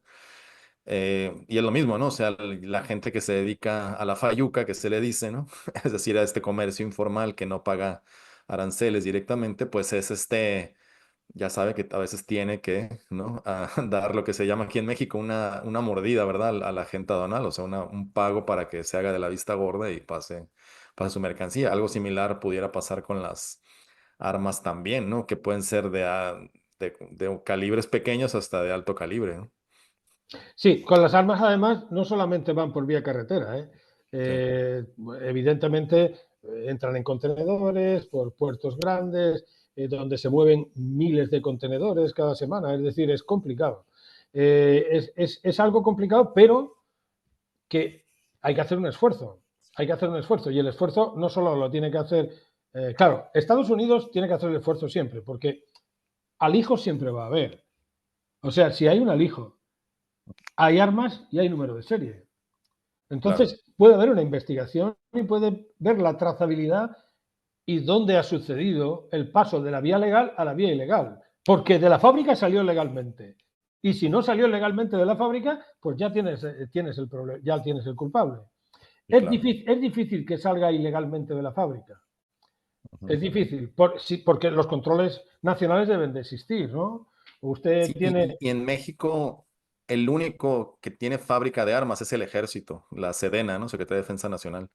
Y si yo quiero, yo puedo tener un arma en mi casa para defensa propia, pero tengo que ir hasta la Ciudad de México, a las oficinas de la Sedena, y me venden una específica para tenerla en mi casa y no usarla fuera de mi casa, sino simplemente ¿no? Para protección Claro, en la casa, y es un calibre muy bajo. Esa es la sí, única fábrica de armas que hay en México. Todas las claro, demás están pero tú fuera. tienes un arma que individualmente está identificada, está asociada a ti, Claro. que tienes una guía de pertenencia y una licencia de armas, que es lo que tienes que tener en el país que consideremos. Pero eso sucede. Ahora, en Estados Unidos, que la venta de armas es libre, en teoría también hay un control donde hay un número de serie, hay una licencia de armas y hay una serie de... No sucede, hay gente que tiene armas en Estados Unidos que no están controladas. Entonces, eso es lo que hay que ver, porque el comerciante sí que ha tenido un control del proveedor. ¿Qué ha pasado después con ese fusil que ha terminado en Sonora? Eso tiene un número de serie. O sea, entonces, si Estados Unidos no colabora, la presidenta tiene toda la razón del mundo, si Estados Unidos no colabora, pues nunca Bueno, en eso, México, eso, ujú.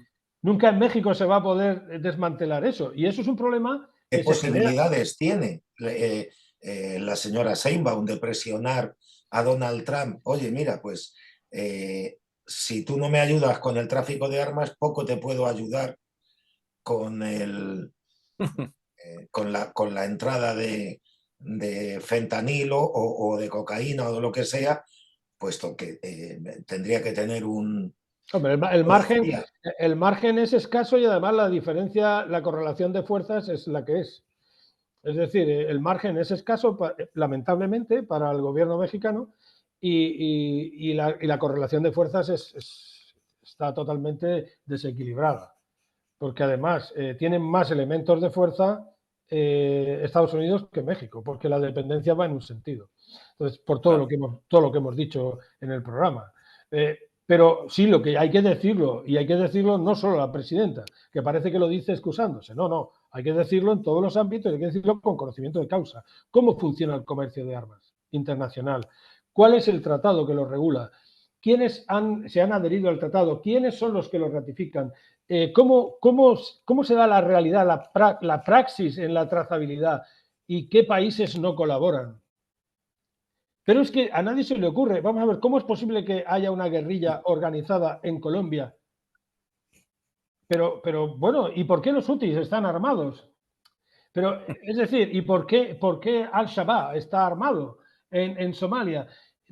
Es decir, eso tiene una explicación.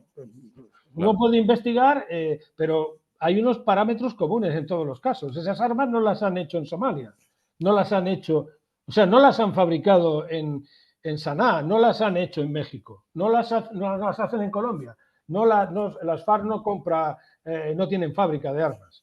Entonces, eso es lo que, ese es un poco, hay que ir de lo macro a lo micro, pero ese tiene razón la presidenta Sheinbaum. Y eso hay que decirlo cada vez que podamos, siempre que tengamos la oportunidad de decirlo, que Bueno, Estados Unidos ahí no yo controla. creo, Fulgencio, que nos metemos a lo mejor hasta temas del Estado profundo, en el sentido de que no quieren revelar esa información porque hay intereses dentro de los Estados Unidos. Los reporteros que aquí son más críticos en México o en Hispanoamérica, pues hablan de que qué raro, ¿verdad? Qué raro que quieran resolver el problema que tienen en Estados Unidos, ¿no? De las adicciones. Y no vean eso, ¿no? No vean lo de las armas, no atiendan ese problema porque son precisamente las armas estadounidenses las que arman a los carteles mexicanos.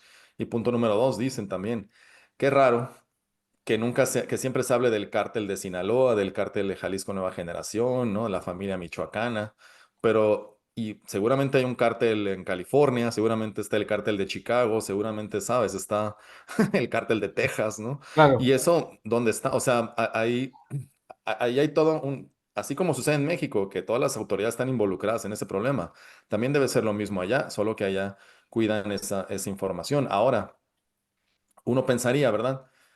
eh, a lo mejor alguna persona normal como yo en los Estados Unidos tiene alguna complicación económica, llega, ¿no? Algún líder, vamos a decir, del cártel de Nuevo México y le dice, mira, no te van a revisar en la frontera de Ciudad Juárez y si te revisan les das tanto ¿no? Tanto para que te dejen pasar y me vas a llevar estos tres, ¿no? AK-47 o yo qué sé, ¿no? Y se lo vas a entregar a tal persona y te voy a pagar no sé, $2,000 o etcétera, no sé, ¿no? Entonces, pero uno no puede pensar que para la cantidad de armas que se manejan en nuestro país, que todo sea producto de ese tráfico hormiga de gente normal que pasa armas.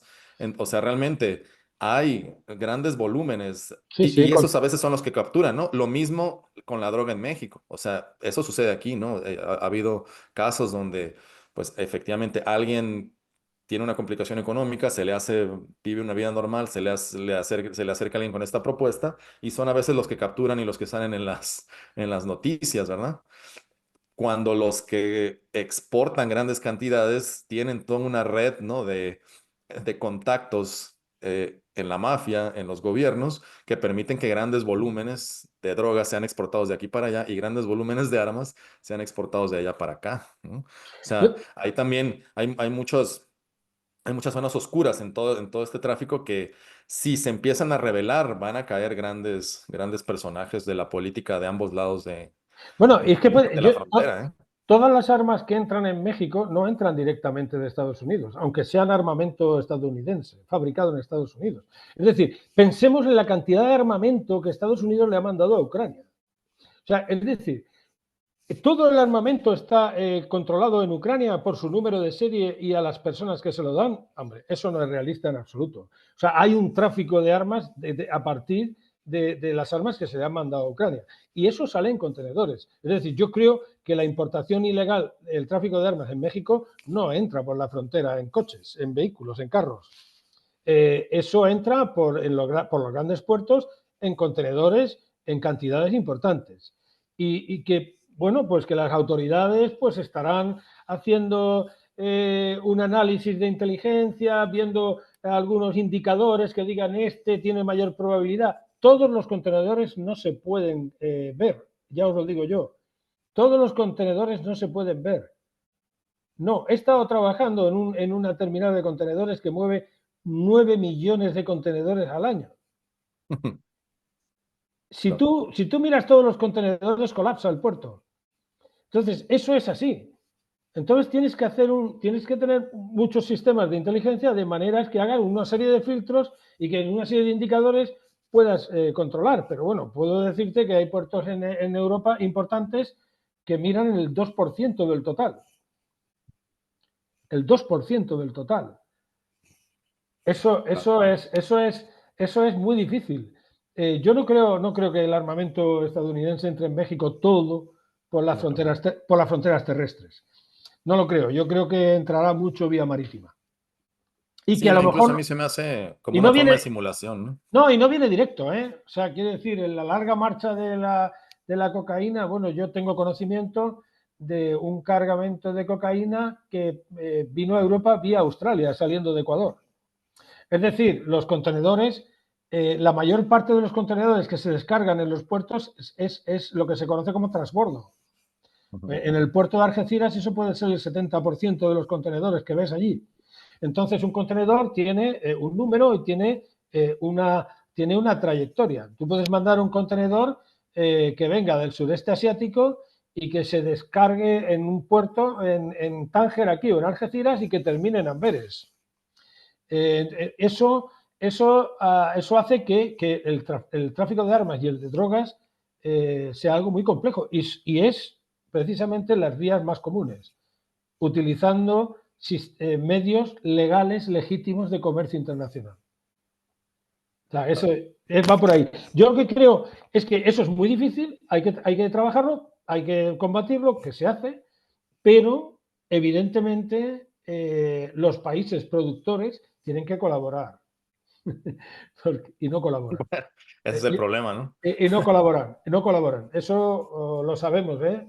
Los que nos dedicamos Bueno, y un ahí me da poco pie, Fulgencio, también a interpretar, o sea, la, la presencia de cárteles en México, como también una injerencia en este caso, de los Estados Unidos, ¿no? O sea, prácticamente de manera indirecta, si quieres, o con intereses complejos, prácticamente están armando a nuestra población para, ¿verdad? Bueno, es una Tener un estado consecuencia. paralelo, ¿no? Es una consecuencia. Es una consecuencia observable. Estoy de acuerdo contigo que es una consecuencia observable, ¿no? Y que eso se ve, ¿no? Hombre, yo no sé si eso serán políticas. Desde luego, Estados Unidos ha tenido políticas de esas, ¿no? Documentadas Y aparte les sirve como excusa, en su corta si es historia. que, Sí, sí.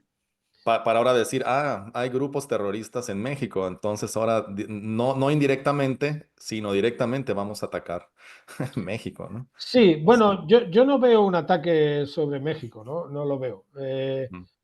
Un ataque tal y como un ataque clásico, ¿no? O sea, la infantería, Claro. las divisiones yendo, ¿no?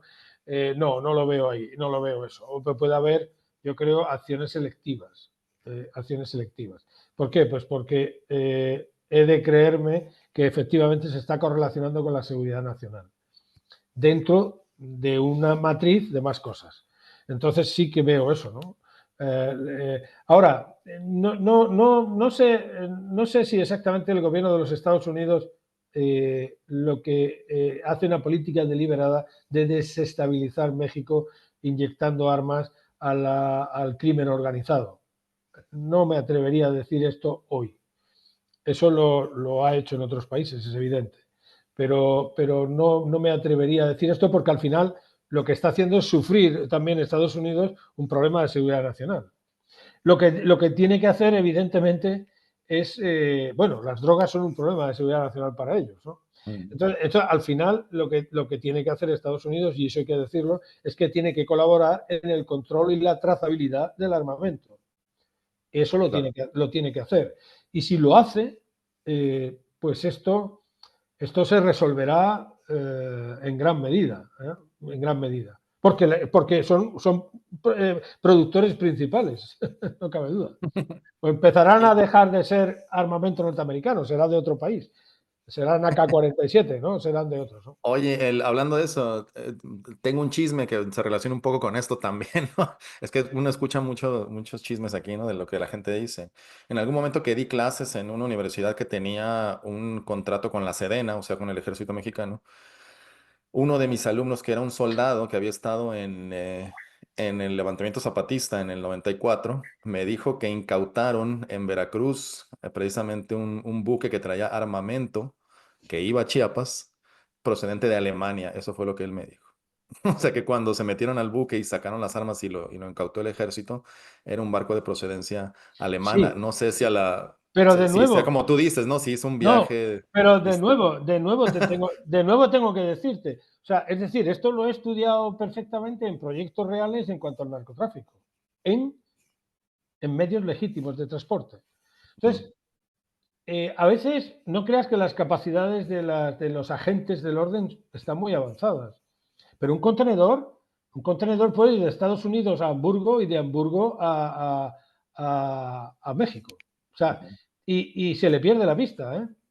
Se le pierde la pista. O sea, no hay probablemente en México no tienen capacidades para decir, este contenedor ha pasado por 2 puertos antes. Y sin claro. embargo, el soldado dice, no, este contenedor ha venido de Alemania. No, pero no de Alemania era transbordo. Insisto, el 80% de los contenedores que ves en Algeciras son de transbordo. O sea, va a venir otro barco y se los va a llevar. ¿A dónde? Donde se los lleve. O sea, que es Bueno, decir, eso es la trazabilidad de los contenedores, es toda una ciencia. Y es una labor de inteligencia que implica cooperación internacional que no se da. Hay una organización internacional de aduanas, ¿no? El World Customs Organization, que aboga por todo esto, pero en la práctica esto queda mucho por hacer. Entonces, el soldado te diría su verdad, lo que él observó. sí, sí. Este barco, este contenedor venía de Alemania, claro, pero el armamento ¿de dónde era? ¿Qué es lo que hay que ver? ¿El armamento está fabricado en Alemania? Pues entonces tienes que... Y me extraña porque el gobierno alemán sí que coopera. El gobierno alemán, si tú le dices este fusil es de fabricación alemana y tiene este número de serie, irán y dirá, pues a ver, hagamos aquí un grupo combinado que se llama de diferentes países y vamos a ver, este se hizo en Bavaria o donde sea. Y esto se hizo allí y esto salió allí y esto forma parte de una partida que se vendió legalmente a aquellos. Van allí y hacen trazabilidad y saben cuándo se desvió al estado de Chiapas. Pero probablemente no lo harían, o bien por una falta de capacidad de inteligencia militar de la Sedena, o porque vino de Estados Unidos y ahí... No, ese tema de cómo se armaron, ¿verdad? Unos campesinos en los altos de Chiapas siempre se mantuvo, o sea, nunca se profundizó de dónde un campesino que apenas sobrevive, ¿no? Con sus milpas, ¿no?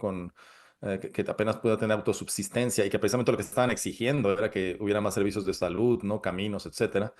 Pues cómo puede comprar un arma que costará un año de su sueldo o incluso más, ¿verdad? O sea, ¿cómo se Bueno, hace? no lo compró él, habría que Claro. preguntarle al comandante Marcos, ¿no? Decir, ¿cuál es el aparato logístico que tiene usted detrás? Porque eso es un aparato logístico de primer Así orden. es. O sea, no es un aparato logístico de andar por casa, es un aparato logístico de verdad. Y tiene contactos al final con el crimen organizado. Y con los, Que en México nunca pasó lo de Colombia, ¿no? O sea, lo de que a lo mejor esa era la intención, de que un movimiento guerrillero, una guerrilla rural, en algún momento también se convirtiera pues en el cártel, ¿verdad? Y que en algún momento tuviera otro tipo de influencia política en el país. En México nunca sucedió así, a lo mejor esa era una de las intenciones, pues no lo podremos saber, ¿verdad? Pero o no lo sé yo.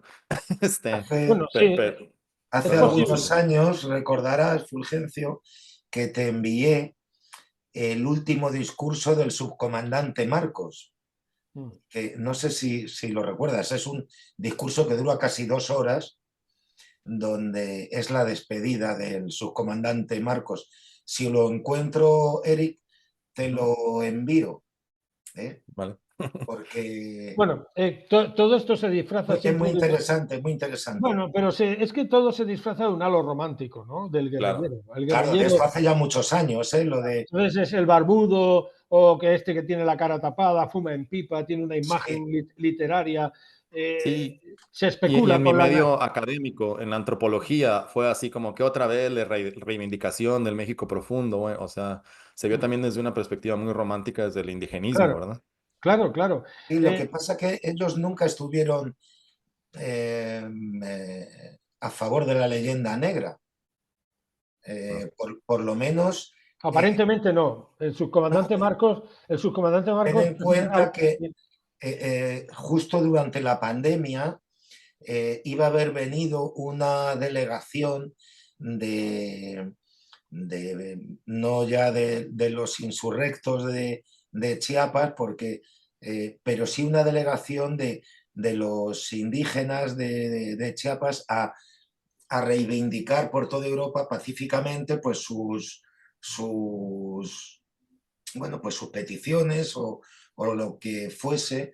Entonces esto, desde algunas instancias, se intentó relacionar con la leyenda negra y se negaron, finalmente, claro. ¿sabes? Entonces, aunque ellos, recuerdo que ellos utilizan lenguaje inclusivo y todo esto, pero no estaban más bien en contra de la leyenda negra, puesto que cuando, es que no recuerdo muy bien, en un discurso se ataca a los españoles y ellos, concretamente el subcomandante Marcos, dice que de eso nada, porque los españoles sí respetaron sus tradiciones y bueno, aquí se especuló que Marcos podría ser español, incluso.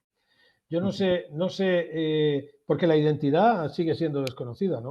sí, Bueno, al él era parecer, de la Ciudad de México, ¿no? Al parecer. Sí, sí, al parecer eso, son todos. No era Subcomandante chiapaneco. Marcos empezó siendo uno y finalmente todos somos el subcomandante Marcos.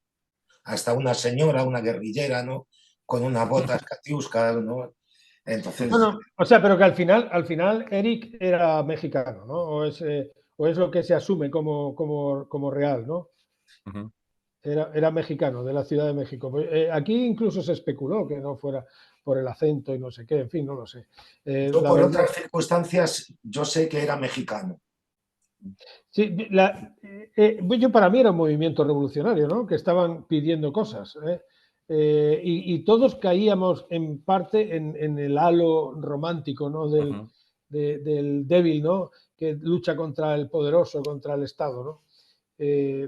Por la justicia, ¿no? Es un poco lo que nos pareció ver. Pero el armamento, que es a lo que ibas, Ujú. evidentemente, el aparato logístico tenía que existir y contactos con organizaciones, con el crimen organizado, porque a menos que sea alguien, un Estado típico que exporta la revolución, por ejemplo, pues en Angola había armamento cubano, Ujú. ¿no? Pues claro, pero es que había cubanos también, pero es que era una política de Estado de Cuba, no de mandar gente allí, ¿no? Pero, Ujú. o la Unión Soviética, ¿no? O Ujú. Estados Unidos, que mandaba pues a asesores, armamento y tal. Pero eso no parece que se diera con tanta claridad con el movimiento, ¿no? Ujú. En Chiapas. Ahí probablemente hay algo soterrado y en algún momento está el crimen organizado, que son los proveedores de armas. Ujú. Y Claro. entonces, esa es la cuestión. A ver, de nuevo, ¿se puede hacer la trazabilidad? Claro. ¿Por qué no se hace? Pues porque hay intereses en no cooperar, etcétera, etcétera. Y Ujú. porque en el mundo no hay un gobierno mundial, sino que la principal fuente del derecho internacional son los tratados, como sabemos. Si tú no suscribes un tratado, pues no estás obligado. Y no hay Claro. más. Y no hay más, ¿no? Ujú. Bueno, señores, llevamos 2 horitas. 2 horas, me han pasado en ¿No? 5 minutos, ¿eh? Bueno, tengo que deciros para finalizar que he No, buscado... una pregunta a Eric, porque veo en mi foro mexicano, bueno, americano en general, que la gente empezó hoy diciendo Feliz Día de la Amistad. Y de pronto dije, oye, a San Valentín lo decapitaron por organizar matrimonios entre católicos, no por ser amigos y invitarte a vinitos y cánticos regionales. ¿Esto qué es? ¿Cómo que es Día de la Amistad? ¿En Pues México es el Día de la Amistad o es el Día de los Enamorados? aquí se le llama Día del Amor y la Amistad. De la amistad, bueno, pero la amistad será Así se con... llama, ¿no? O sea, pues no sé si es oficialmente, ¿no? Pero bueno, lo conocemos como 14 de febrero. No, no es tanto San Valentín, así, ¿no? Sino es Día del Amor y la Amistad. Pero la amistad Yo creo que con alguien derechos o... despechado Arroce. no quiere decirle Día del Amor, ¿no? Pero vamos a ver, ¿es amistad con derecho a roce o no o amistad entre nosotros, ¿no? No, creo que precisamente es esa diferencia, ¿no? La Sí, camaradería con el amor, el vale. amor carnal, digamos, ¿no? Bueno, estos se han reído de lo que yo he puesto, ¿eh? Dirá, mira el ganchupín este que me viene aquí a contar, ¿eh? ¿No? Pero bueno, Pues yo era la gracia del día, ¿no? mientras hablábamos he buscado la palabra fayuca en el Sí. diccionario de la Real Academia Española de la Lengua y para despedirnos, pues estoy en la página ahora mismo del Diccionario de la Lengua Española, fayuca, femenino, México, México, contrabando, introducción de mercancías sin pagar aduana, contrabando, fayuca, chancuco, ¿eh? Así. Chancuco, que esto Pues, ya no sé muy bien, tendría que buscarlo a ver pues eso es magnífico. No, Checuco debe ser de otro país o de no sé, no, ese no lo he escuchado. habla de México, lo voy a buscar, que ya que lo Bueno, a sepa. ver. No, pero eso es magnífico que tengamos un diccionario único. Sí, es colombiano, contrabando. Ah, sí. Sí, Sí, ya suena más como colombiano. sí. Bueno, Este, que en Colombia también hacen contrabando. sí, bueno. Vale. Y en Huelva y en Ciudad Rodrigo y en toda la frontera de España con Portugal, anda que no había contrabando de café Bueno, del pues externo. creo, Eric, que es hora de ir a tomar unos tacos, ¿no? Aquí ya es decía hora de la Marc. comida, casi. Muy Sí, bien. pues Pues, nada, pues yo dicho, voy ¿no? a hacerme algo de cena, que estoy de Rodríguez este fin de semana y tengo mucho jaleo. Así que nada, agradeceros vuestra disponibilidad, vuestra ciencia. Es un placer compartir estas 2 horas con ustedes y a nuestros seguidores, pues como siempre les digo, que den al famoso duende del like que tanto nos gusta y que si no se han suscrito a nuestro canal se suscriban. También recomendarles el canal México antes de México, que realiza con verdadera maestría y esfuerzo nuestro invitado, el maestro Eric G. Cárdenas, y que se suscriban también a su canal. Fulgencio, nos vemos en la siguiente. Eric, un placer como siempre, muchísimas gracias por Placer es estar mío, con muchas gracias. nosotros. Y nada, y nos vemos en el siguiente programa especial que hagamos. Muy buenas tardes a todos.